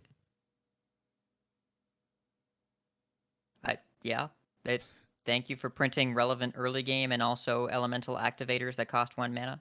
We needed these desperately. We only had Kindling. This is an elemental you actually want to play in turn 1 and keep in the mulligan. Cool. Yep. Keep it. All right, let's talk about Warlock. Unstable Shadow Blast is a 2 mana common Warlock shadow spell. Deals 6 damage to a minion. Excess damage hits your hero. Have you ever wanted a rhino yourself? Have I got the spell for you? I mean, my opponents cast Hysteria in my rhino, so maybe. That might be something they want because they do it. Assert your dominance. Again, you're going to know the outcome of this. So this is, oh boy, there's a lot of damage for 2 mana. And it gets better as the minion gets bigger. Warlock had an issue where if you weren't at Siphon mana, and instead of going wide, they played a single tall minion, Hysteria didn't work, you just kind of took the damage. So now you can, if they play a Northwatch Commando and they hand a Vidalit, you can kill it. Cool. I think it definitely seems like more of a controlling Warlock card. I mean, I don't think Zoo exists, but also, like, you can use this to activate a Dark Glare. It could be a point removal, but I think it's much more likely to just shore up some of the weaknesses that Control Warlock had to early game mid-sized beef. Yeah. My concern just comes from just being tired of Warlock having all the removal in the world, and here they are getting more removal that they can slot 2 of into a deck. But come back around to the question of, what are they taking out in place for this? And hopefully it's removal. But in terms of evaluating the card, I think it's a powerful card. I think it's a powerful card that brings a lot of value to the equation. And the pile of removal strategy hasn't really been all that effective after the Hysteria nerf. Like, they still just kind of die a lot because they don't have good life gain. And this is much more likely to exacerbate that issue because you take damage when you kill something. Yeah, God, thank you. You really made that clear for me. had such a better win rate against Warlock post the Hysteria change. Like, it's night and day. Absolutely. You also stop trading. You just hit them in the face. They don't have healing. Just hit the Warlock. Oh, no, I was doing that before. Punch them in the skull of Gul'dan. The Demon Hunters need that. You got to take it off. I don't want to help Demon Hunters. Final Gasp, I'm assuming you talked about already? Or was this one of the 4 that was released the day after? This is one of the Tuesday cards. Yeah, Okay, a Tuesday card. Final Gasp, 1 mana, common Warlock Shadow spell. Deal 1 damage to a minion. If it dies, summon a 2/2 Adventurer with a random bonus effect. Hey, get your Adventurer on. It's like Mortal Coil, except instead of drawing cards, you're getting an adventurer. You get a 2/2.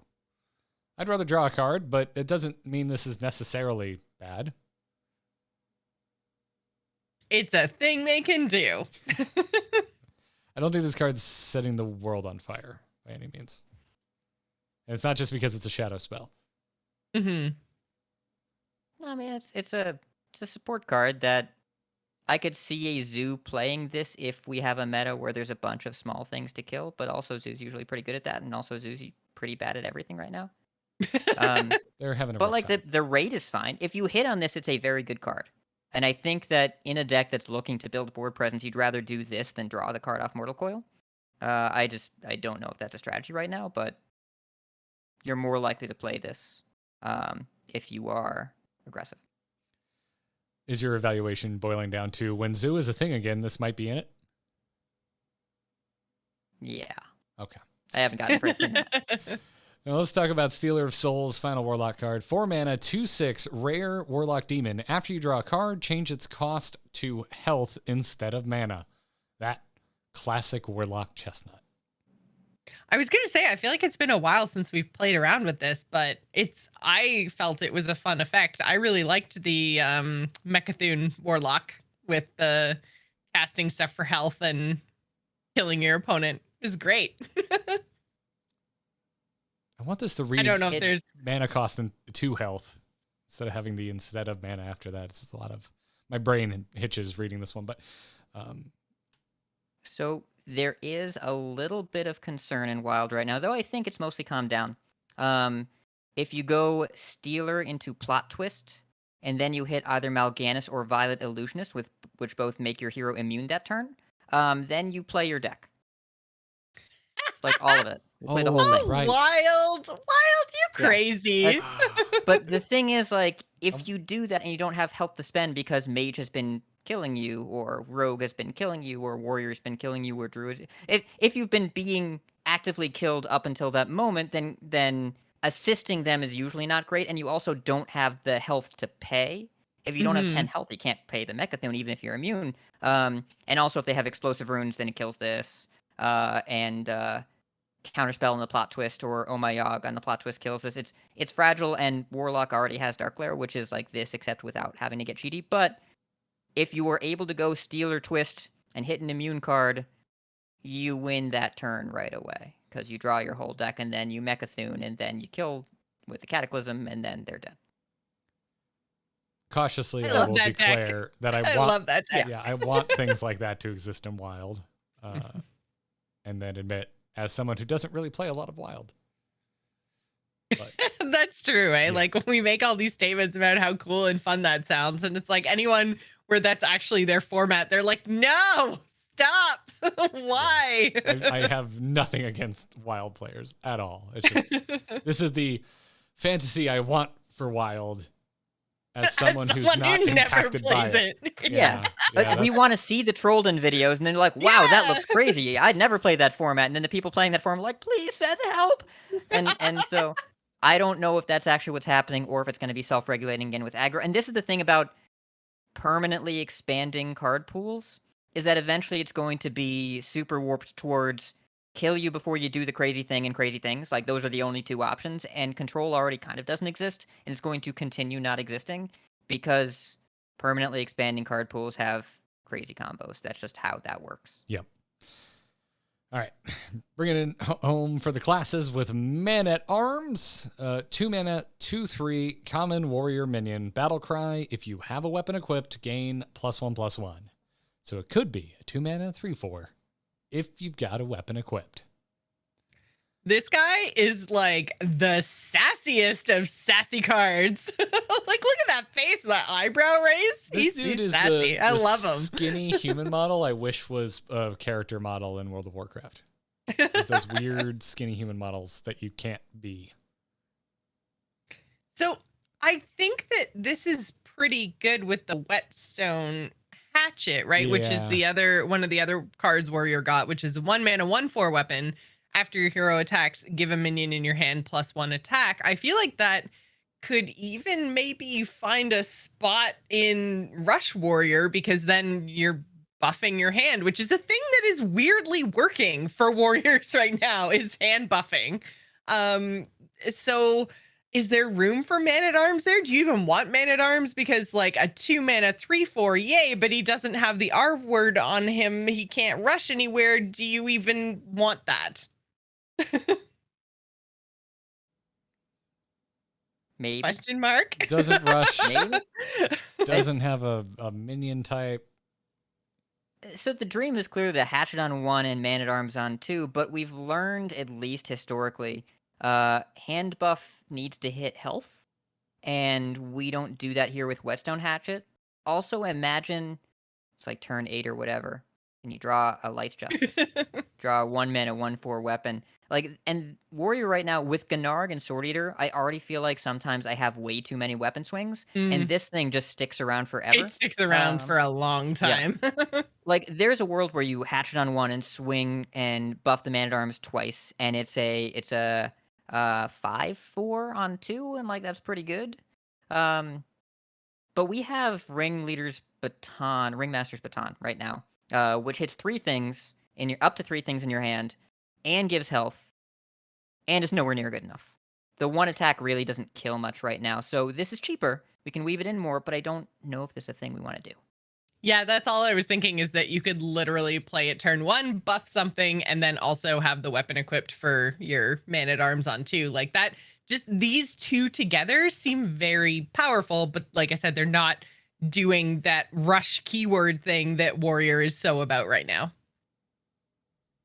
Yeah, it seems like it's aiming for something new as opposed to something that's currently being played, which has been a bit of a theme with this. But again, I don't know. I think throughout this whole mini-set, it takes that into account. I feel like the classes that have competitively viable archetypes, they're not really getting additions to those archetypes, and the classes that maybe didn't really come out of the gate strong, like Shaman, the gaps are getting filled in.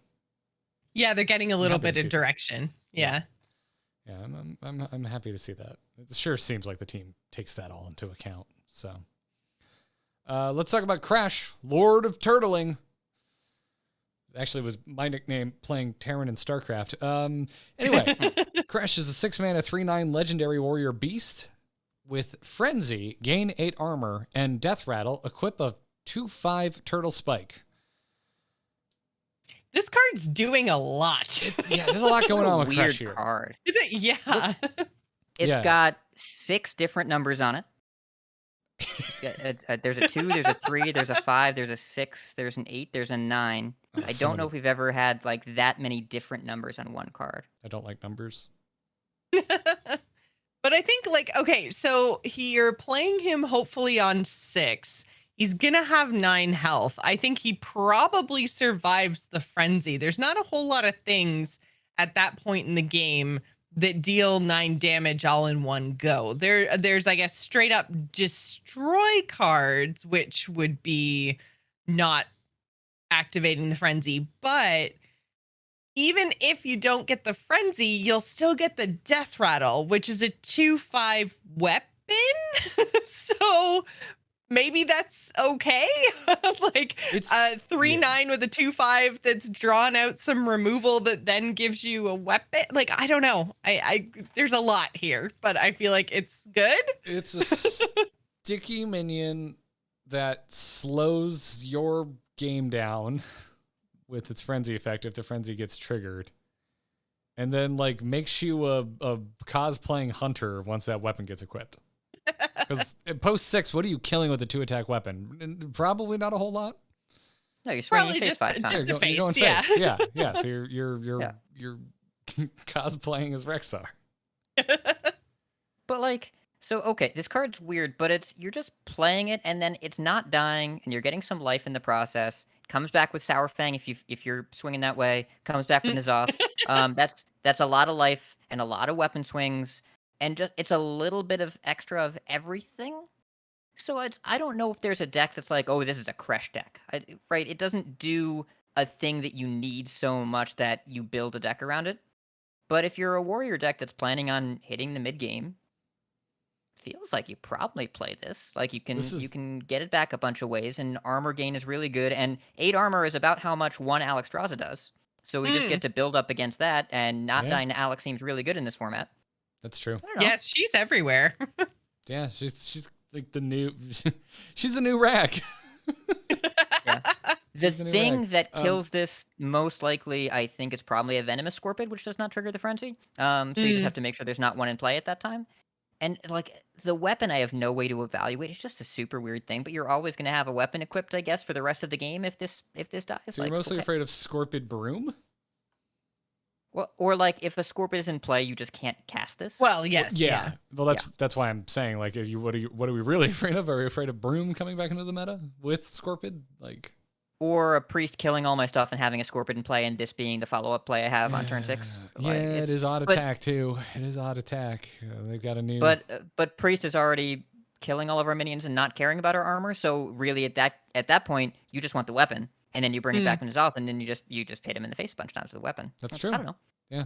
Right, because each time this dies, like it is over a bunch of turns, but it's 10 damage, right? So 10 damage over 5 turns. It's not bad in a control matchup, like control v control.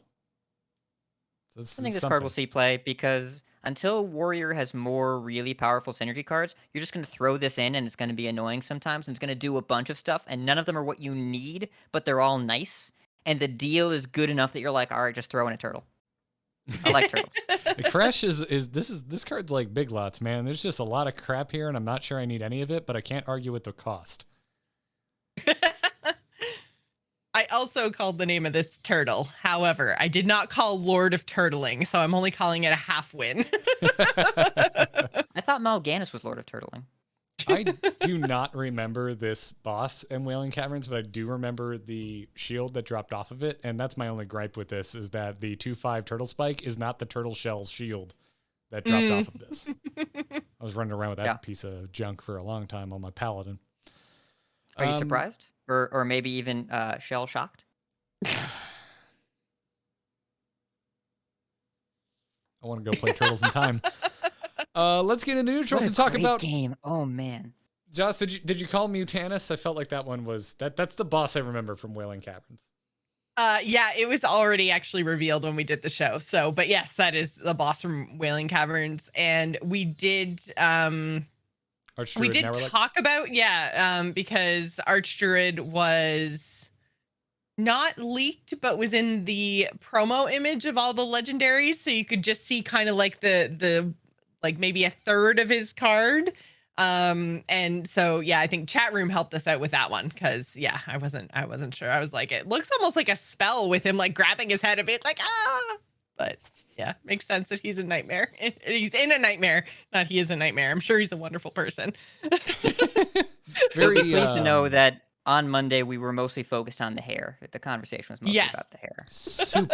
Super dramatic Gnarlix. So, although I think yawning, right?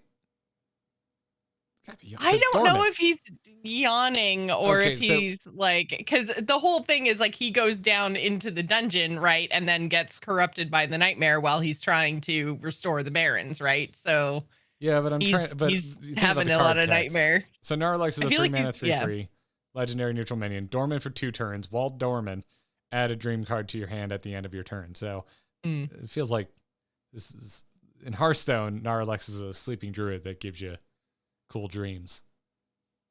I do like that he does, and again, I don't know if he goes in any decks. I don't like just evaluating card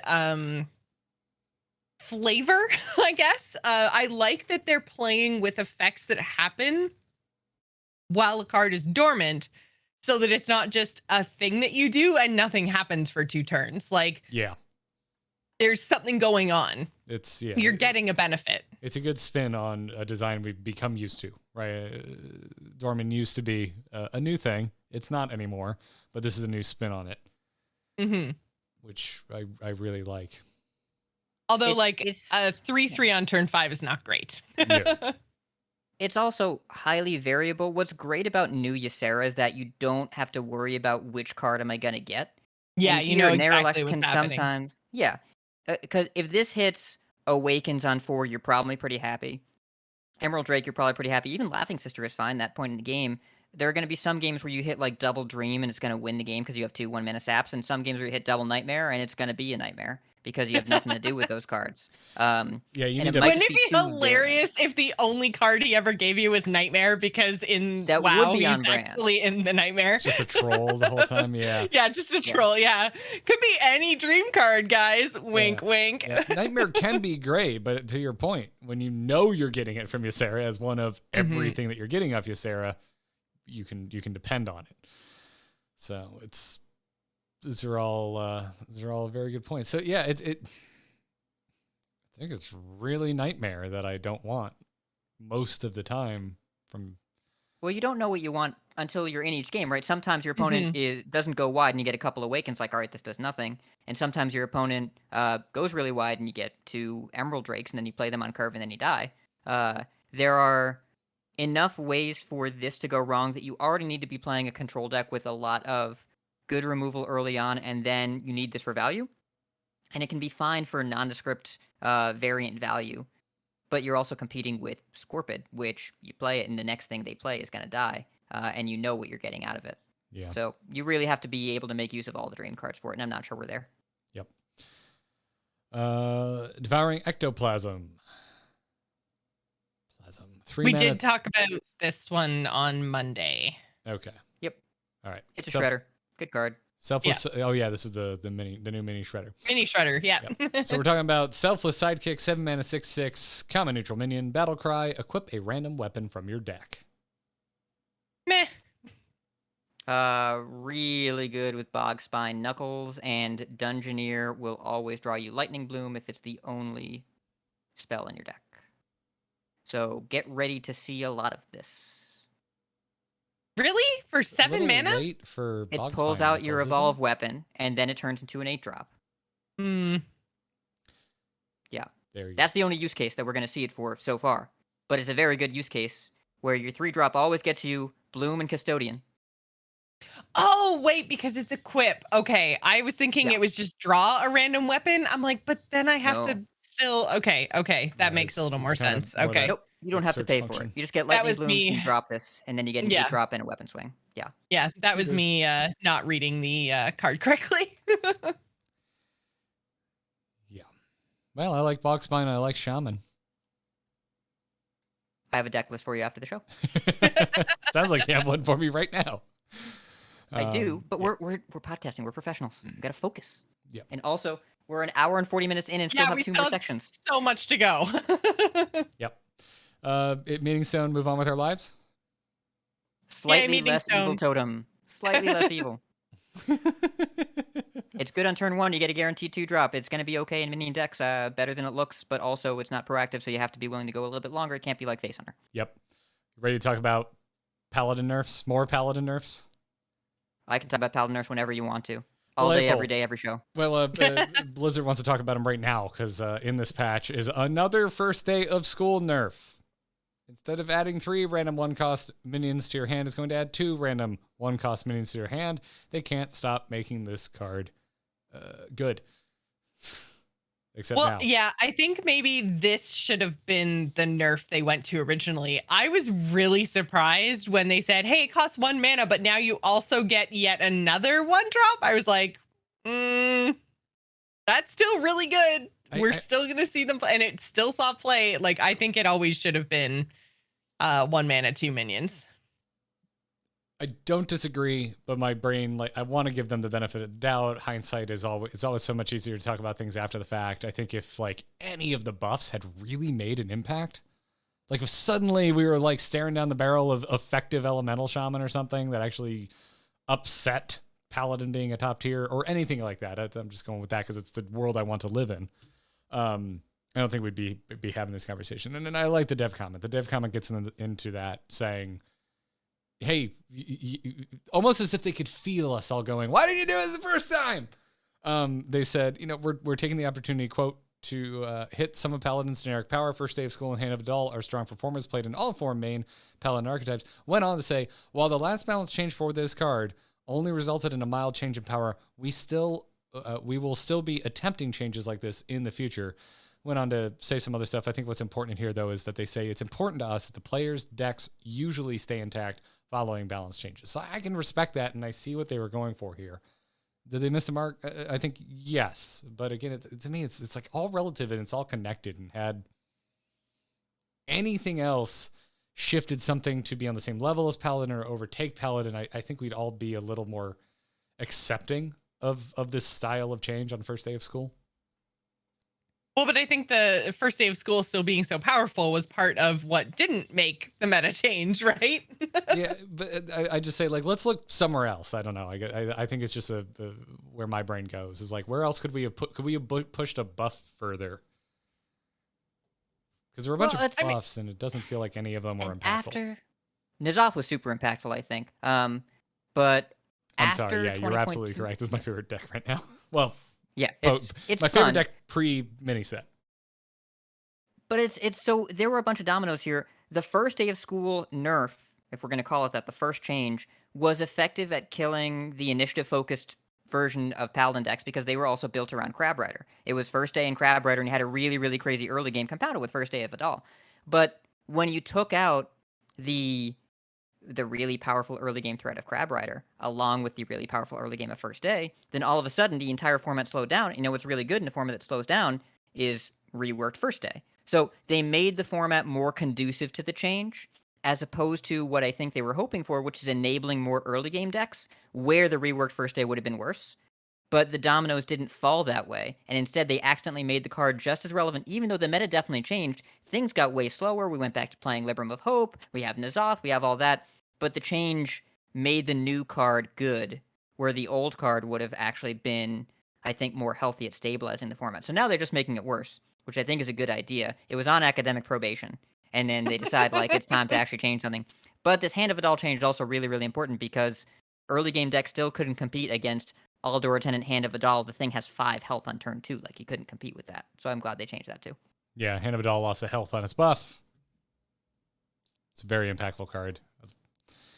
It deserves it. I hate saying this when I really enjoy playing the things that are getting nerfed, but yeah, Hand of Adal needed to get nipped. It got nipped. We should make quick mention of the friggin' store. You can buy all the card backs and skins now. 94 card backs and 11 hero skins have been added to the store. And card backs range from 500 to 600 gold, and hero skins are available for 1,200 to 1,800 gold, or 1,800 gold. There's not a range there. It's one or the other. I wasn't expecting that to happen. Surprise feature. Yeah, it did kind of come out of nowhere, right? And I think it's good because I think that there's a lot of people who might be missing just 1 or 2 card backs. I can't buy any. I have them all, but Yeah. I went to go and test this, and then I was like, I can't buy anything because I already have all the things. Well, what a shame. But that's the thing. Yeah, 1% problems. I went through kind of an emotional journey with this. I saw the news that this had been added, and I'm like, wow, that's really surprising and impressive. At the same time, doesn't affect me at all. That's cool, but whatever. And then my Twitter timeline has been nothing but people stoked out of their minds that they're finally filling in the gaps in their card back collections. And I just think that's rad as hell. That's really good, because I was kind of worried that it was going to be the other way and people were going to be super salty that the card back that they earned for playing ranked in September 2017 was going to be available to people who weren't playing the game at the time. Because wonderful button on Twitter called mute, and yeah, I think we've all curated our timelines enough that people with those kind of gatekeepy opinions, I don't see a lot of them. There were a couple that got tweeted into my timeline, so I got some proactive mutes going. But it's, I don't know, people like having stuff, and having a clearer way to spend your gold on things that you want is really cool. And I think it's just a big net positive for the game. I can't think of too many negatives outside of the gatekeepy stuff. But I've seen very little, which, and I don't think mean, people care. Yeah, I've seen a lot of it on the WoW side of things, so I kind of assumed Yes. it would come over to the Hearthstone side of things, but honestly, like, I don't care. Like, I've had those. I mean, I would say a good 90% of those card backs I've earned, I don't use anyways. Like, I have my 3 or 4 ones that I absolutely love, and I kind of rotate my way through. And when a new card back comes out for a month, then I'm like, hey, I really like that one. I'm going to use that too. And, you know, my kind of core card backs, that's what I play. And I've had it since, you know, whenever it came out. Like, let's say something came out 4 years ago. I had it that whole 4 years of time. And if somebody's staring at that cupcake going, I really want to play with that cupcake card back, who am I to deny cake? That's a good life philosophy. So wait, are you saying let them eat cake? That didn't go over well the last time. That Not was what said. That went Jocelyn over said. pretty poorly. No, let them have cake. Have cake, yeah. I think Joss is saying you should share your cake. Yes, everyone so- should have access to cake. Wait, so Garrett, you want them to have their cake but not eat it too? No, I want to have my cake and eat it. That's the point of cake. I've always hated that idiom. I understand it. That is the point of cake. But yes. I will have it and then eat it. Also, I bought the rainbow card back. Yay, Pride. Yay! Yay. Yay, Pride. All right, let's get into Battlegrounds before we wrap this up, because there were some Battlegrounds changes in this patch as well.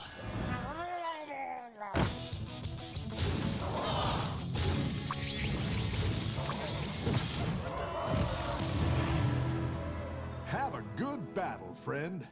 All right, we got some new heroes, including Mutanus. The Devourer is not just showing up as a legendary card in Constructed, but also showing up in Battlegrounds if you're lucky enough to find Mutanus. Mutanus's Battlegrounds hero power is called Devour. It costs 0 gold, and it reads, remove a friendly minion, spit its stats onto another, gain 1, or get 1 gold, gain 1 gold. Oh, interesting. The writing, it reads different than the image. Interesting. Same basic concept, though. Just a difference of words. I already tweeted this out. I will repeat it here. I love this card so much. I want to die and or get eaten by a Murloc is more on brand. It's just, this is so cool. This is really good. Mutanize won both my lobbies today. Or at least when I got eliminated in 5th, he was number 1 and had not lost any health yet. So I assume he came out on top. But yeah. Very, very good. Seems very good.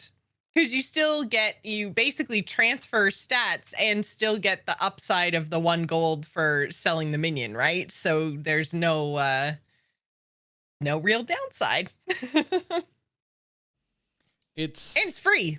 Yeah. Yeah. Fix Sylvanas? Like actually good Sylvanas? Honestly, yeah, this reminded me so much of Sylvanas. Way I was better like, wait, Sylvanas. what? Like, it's not even close how much better this frickin' is Yeah. than Sylvanas. Yeah. Sylvanas had to die so that Mutanus could devour. It's traditionally in Battlegrounds, if your hero power is do a thing you already would want to be doing because of the format of this game mode, but do it better, they've been top tier heroes, and I think that's what we're seeing here with Mutanus. You are going to remove minions from your board. You get the gold back. You keep the stats. I don't know. Seems good. Chat room saying it's random. Is it? It's random. I haven't played with them yet. Yeah, it's so not random. That's a downside. Yeah. Okay, never mind. We have a downside. They should rewrite this. God, I hate this. This should say remove a random friendly minion. Oh wait, even the removal is No, the removal is targeted. Removal is targeted. Yeah, the spit is random. Okay. So you just go all over everything. Okay, never mind. Well, not everything. One thing. Never understood. I understood it the correct way at the beginning. I thought, like, why are you pointing out random unless it's because you can't target the minion you remove? Okay, never mind. This card, this hero is absolutely freaking amazing, and I didn't need that clarified, and I was confused by the clarification. All right, cool. Wonderful. Moving right along to the other new hero, Guff Rune Totem. Guff, I love keep you. thinking gruff. Why isn't Like every time I read it, I add an R. I don't know why. Missed opportunity to be. Guff is the one that has the alternate art where he's like chilling in a hot spring, right? Yes. Yeah, that's the art they should have used. That art is amazing. Guff He is also a has himbo, the- and I love it. Yeah. He also has the best line in the trailer. So Yeah. Yep. Anyway, Guff Rune Totem's hero power in Battlegrounds is called Natural Balance. It's going to cost 1 gold, and it reads, give a friendly minion of each tavern tier +2/+1. this is really cool because we haven't really seen we've buffed friendly minions of different types, but never different tavern tiers before. Like playing with tavern tier values as targets is very interesting. I don't love this. I don't find the design all that interesting, and I don't think it seems arbitrary, like super arbitrary. There's not typically a tavern tier spread on purpose. Like that's not really a desirable composition. I don't want 1, 2, 3, 4, 5, 6 for like maximum guff value. Guff buffs. Yeah, for maximum guff buffs. God, I love that now though. Okay, you're selling me because it's guff That's the buffs. title of the show. I'm just gonna go update the title of the show real quick. Yep, Guff cool. buffs. Sounds good. Love it. But yeah, to me, it's like I get grumpy about arbitrary things, and this kind of seems like it's something they could do, so they did it, rather than something that was interesting, so they made it a reality. I'm a little. This is the grumpiest I'm going to be this whole show. Is Guff Rune Totem. Okay. Not super stoked about this hero power. Not super I think stoked. that there's maybe some comps that just the way that they already work might be okay, but then also I feel like maybe, or at least this type of design excites me because it maybe pushes us to think about the game in a different way. That's Like fair. more decision points are potentially interesting, whether Guff is where the power actually comes from, or if maybe they just mess with more tavern tier design going forward, and treating the minions as having many different characteristics instead of just whatever their minion type is. Then that to me is where my interest in Guff lies. But I think he's cool. I haven't gotten to play him yet though. Sad face. Yeah. I think there's going to be times. There's definitely worse heroes for sure, and then there's going to be times where I'm not like upset to have Guff. It's definitely some early game potential for sure when you're leveling quickly, and just by happenstance of how the game plays out, you have a spread of tavern tier minions. My guffiness comes from concern and skepticism about any late game potential. That's where that's. Yeah, Well, so, but I I think mean, I kind of want to anything hit a that's- micro mummy and just put a divine shield dude on it, like a Noya module on it. That's fair. Seems And it pretty- wouldn't stop pretty you from solid. going more mech. No. Like you're Alright. able to You're selling focus me. on a tribe if you're able to scale, and like if you're hitting your micro mummy and your foe reaper with the same button, like that's a good button. Okay, let's move Iron Sensei off 3, because I just want a reason to take Iron Sensei. This would make me excited, but right now this would compete for buffing my Deflecto. You do that, it becomes actually pretty damn good for mech, because good mech endgame boards do tend to have a pretty solid spread. You got Deflecto You on can buff 3, your junk bot. Oh, Egg on justice 4, for junk bot. Let's go, Junk Bot on junkie boy. 5. I want to get him back in the game. It's not even minion type wanna 2, try. so I could buff my Kangor's Apprentice on 6. I'm not sure I want to do that, actually. I want to Apprentice to die. No, you want to hit a foe reaper. I'm pretty Yeah, sure you want. but well, foe again, reaper. then we run into like, if I'm like building my god tier final board, it has both Foe Reaper and Kangor's Apprentice. So there's a concern there. Okay, but I'll say this: after listening to you two, I'm more positive about Guff. Good. Say that. I remain concerned, but you've done a lot to sell me on Guff Rune Totem. I will pick Guff on purpose. Yay. I think the most impactful change here is that Maiev, though, has been temporarily removed from the Battlegrounds hero pool. I've seen temporary before and never seen the hero again, so who knows how temporary the temporary may be. Where's Tyrion? Yeah. He had to go. Give me Tyrion back, you cowards. Give me Tyrion No. back. I'll show Guff No. how it's done. Gross. And they missed an opportunity here. It should have said Maiev has gone dormant. Mm. Hey, we know a writer over there now too, don't we? Yes. I'm gonna DM him on Twitter. What's up? What's up, DT? You listening? You listening? Hey, buddy. Yeah, this is huge. My best hero by far post Quillbore meta.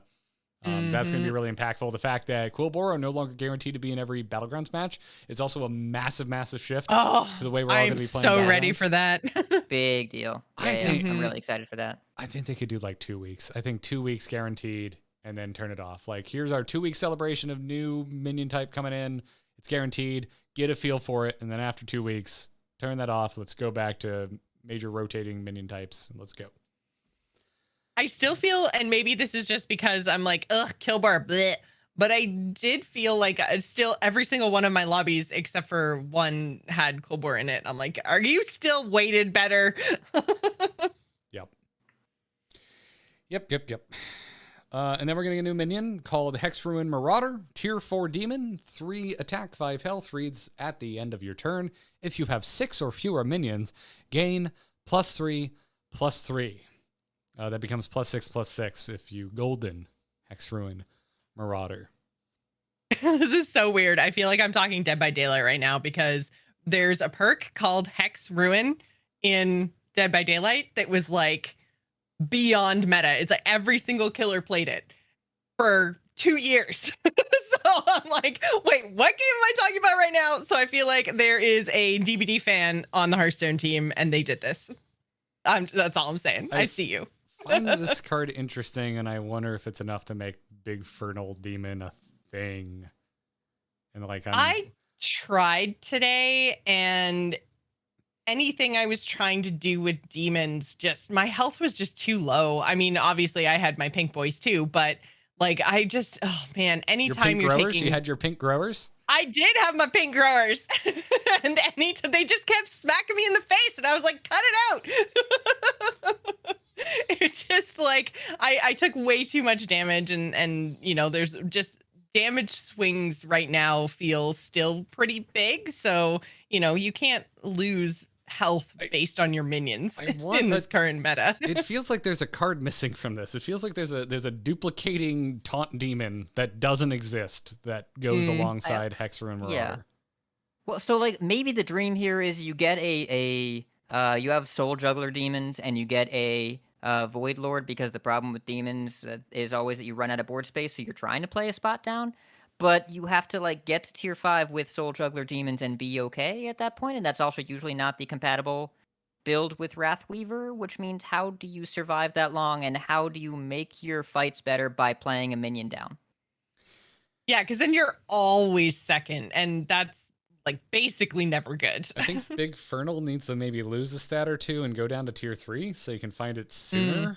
Because that's another thing too, is like Big Fernal comes on too late to grow effectively, on top of the issue that you're always board locked when you're popping off with Void Lords, or even what's the tier 3 demon? The targeted dude, get his stats, get gold guy. Yeah, I can't remember his name. No, I know who you're talking about. Oh, I think I'm thinking of another damn tier 4 minion. Sorry, I need to. You're thinking of Ring Matron. Ring Matron, yes, thank you. There's a problem with Ring taunt? Matron. Like by tier 4, you have 7 minions on board, and if that's your only, if that's your only damn taunter, it's getting popped and it's only spawning 1 imp, not 2. So if you've even been lucky enough to find Big Fernal, you're not getting maximum Big Fernal growth. Which is like, this is clearly meant to bolster token demons, because this kind of helps a lot of the problems of playing down a minion, and also allows you to do so so that you get Big Fernal growth and you get your Soul Juggler procs and all that stuff. I get that it's what it's trying to do. I just don't know if I want to do that thing. I still feel like it's probably not quite good enough. Like, this is better than Siegebreaker. It's more interesting. But my doubts are there in the power level. Yeah, Siegebreaker is what went out for this to go in. But yeah, I think it's really interesting. This is more interesting than Siegebreaker. Yeah, it's an interesting place to focus on to try and find more power for demons. But I don't think this is quite here yet. Like I said, like, I want Big Fernal token demons to be a thing, and it's not. It just isn't. On the plus side, maybe no one else is going to go for it, so you'll triple it real easy. And then you'll be getting 6/6 every turn, and that starts to get really impactful. Yeah, you're Ragnaros at that point. Mm-hmm. You're a completed Ragnaros, which is If very no one exciting. else realizes that this could potentially be good. Which a lot of, I don't know. It depends. I think where your MMR is. I Yeah. fired up my my Smurf account for the first time in a while, and oh my god, everyone loves demons at low MMR. Holy shit! They're fun. They're Like, fun. what And do if you people all- are trying to power level, you just kill them. Like, I love it. get Yeah, the I think they're appeal there. fun too. I'm climbing so fast on my Smurf account. It's not even funny because everyone's going demons and I'm beating them. But, yeah, it's.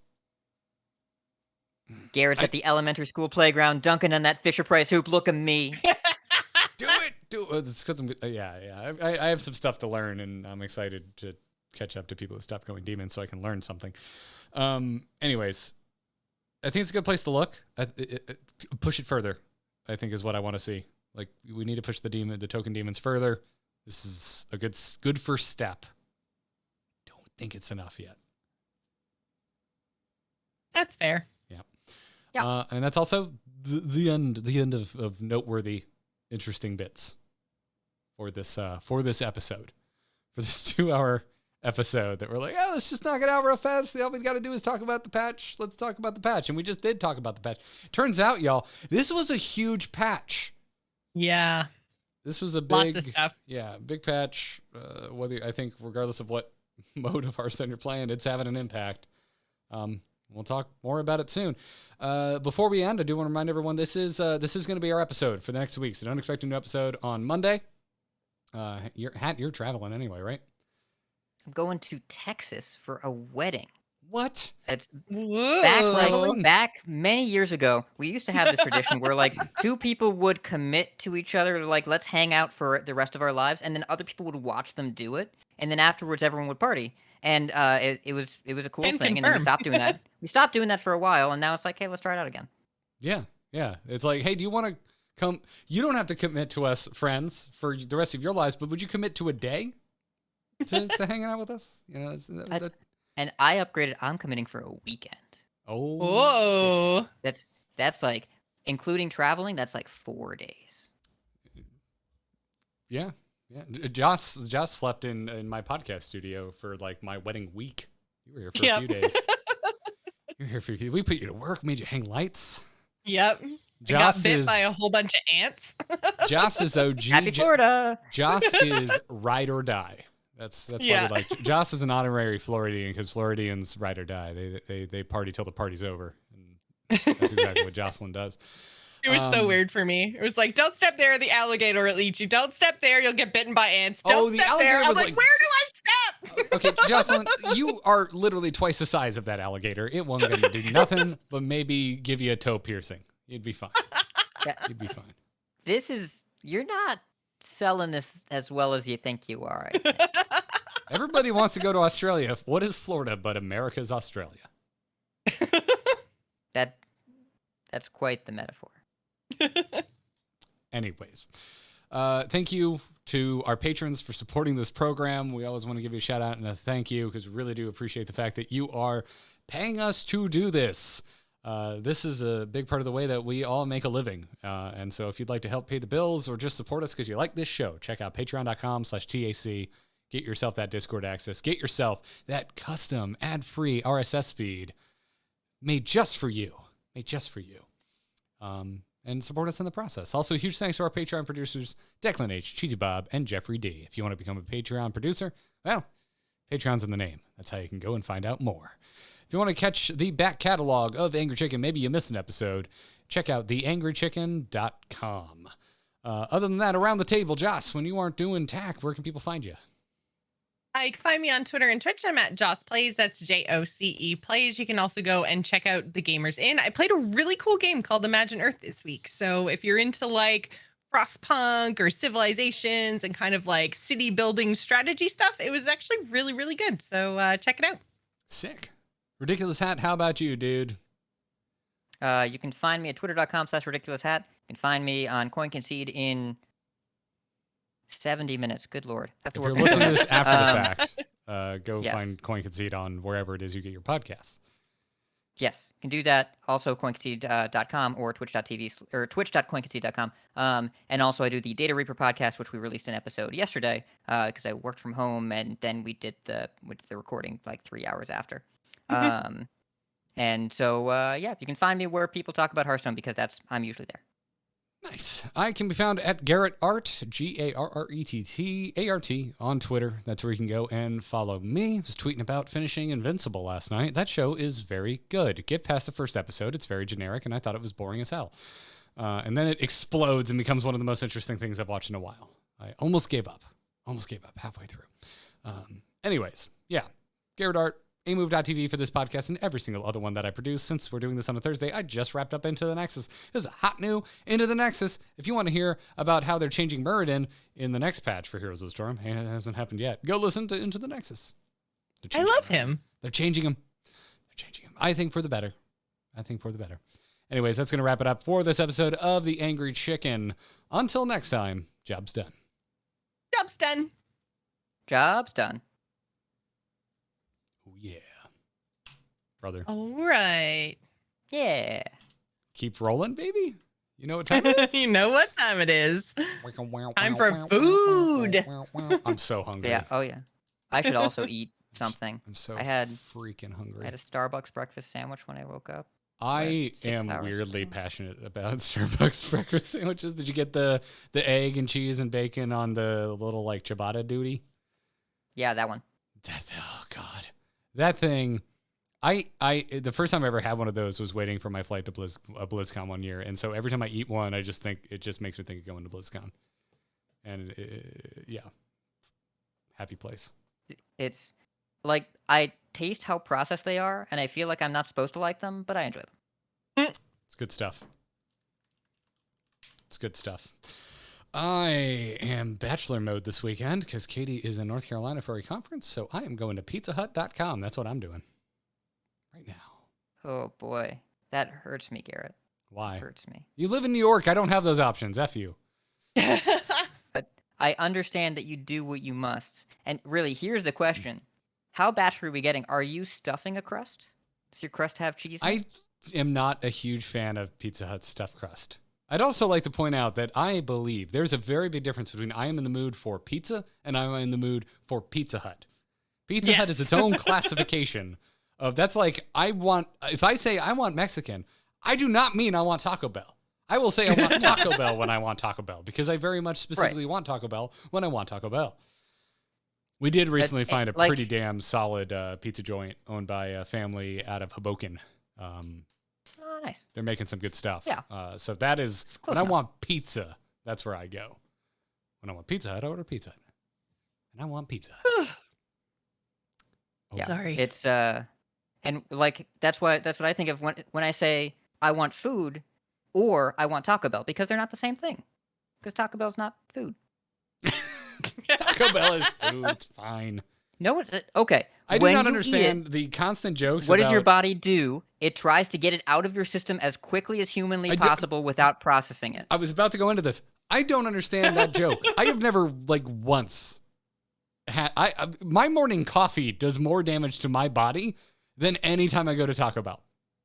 Not damage. That's purification. I think y'all Cleansing. y'all might be straight up allergic to Taco Bell because I don't have that experience. Or there's something wrong with your butt. I can eat 5 tacos from Taco Bell without breathing in between and be fine afterwards. I do not understand it. You have inoculated yourself with Taco Bell and enough previous experiences that it doesn't impact you. You're right. Hachikumo in Garrett's chat room was here for immune. this.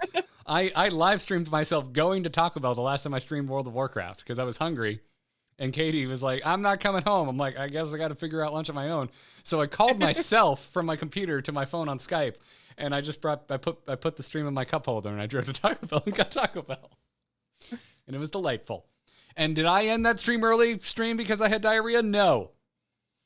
If I was trying to be funny right now, I'd go, I shit my pants like a real dedicated streamer. Like a real streamer. Like a real streamer. I strapped on a diaper at the beginning of the day. I knew what I was getting into. No, I was fine. I don't get the Chipotle jokes. I don't get the Taco Bell jokes. I've never had an issue. Never had an issue. Ooh, they've got a new thin and crispy pizza that looks good. I might try that. It's not Pizza Hut though.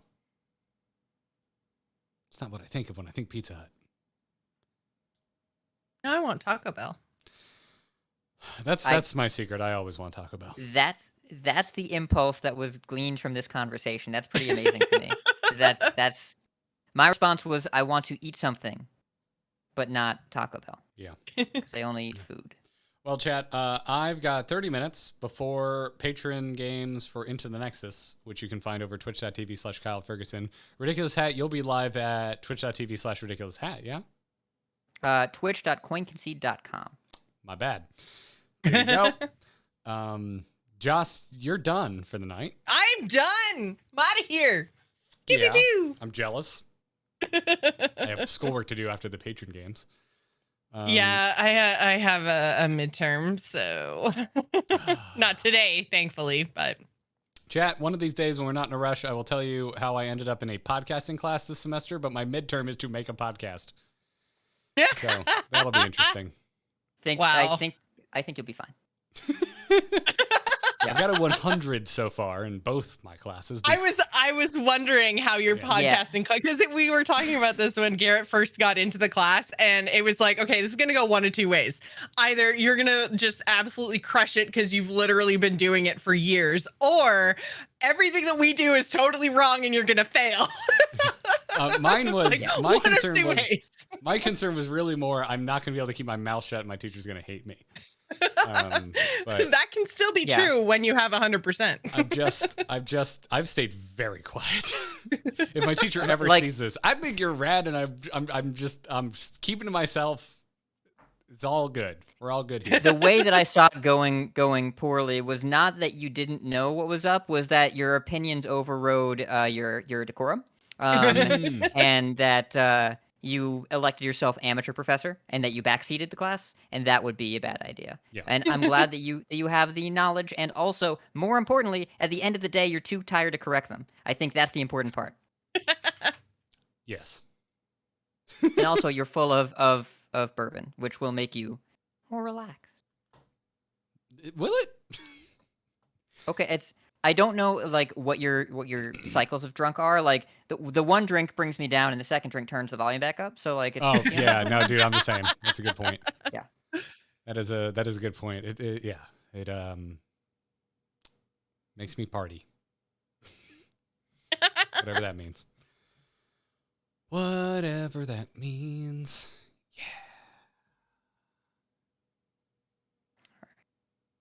Do I want a pizza? Also, your bumpers are mixed really hot. Does anyone ever told you that? I think they might be coming through to you hot. Because no, I'm editing the audio right now. They're the quietest thing on my waveform for my recording. Really? Yep. I would assume it has something to do with auto bullshit in Discord. But yeah, I can find exactly where the bumpers are. Oh yeah. Oh, they stand out. We should figure this out one day. No, I just run it through the match loudness filter and it's fine. Okay, so it's not like peaky where shit's like straight up being lost. You're not clipping. Loud. It's just hot. It's just loud compared to everything else. Yeah. Gotcha. Well, that's okay. Okay, cool. There's a show notes blog all ready to go. Cool. Yeah. Chat.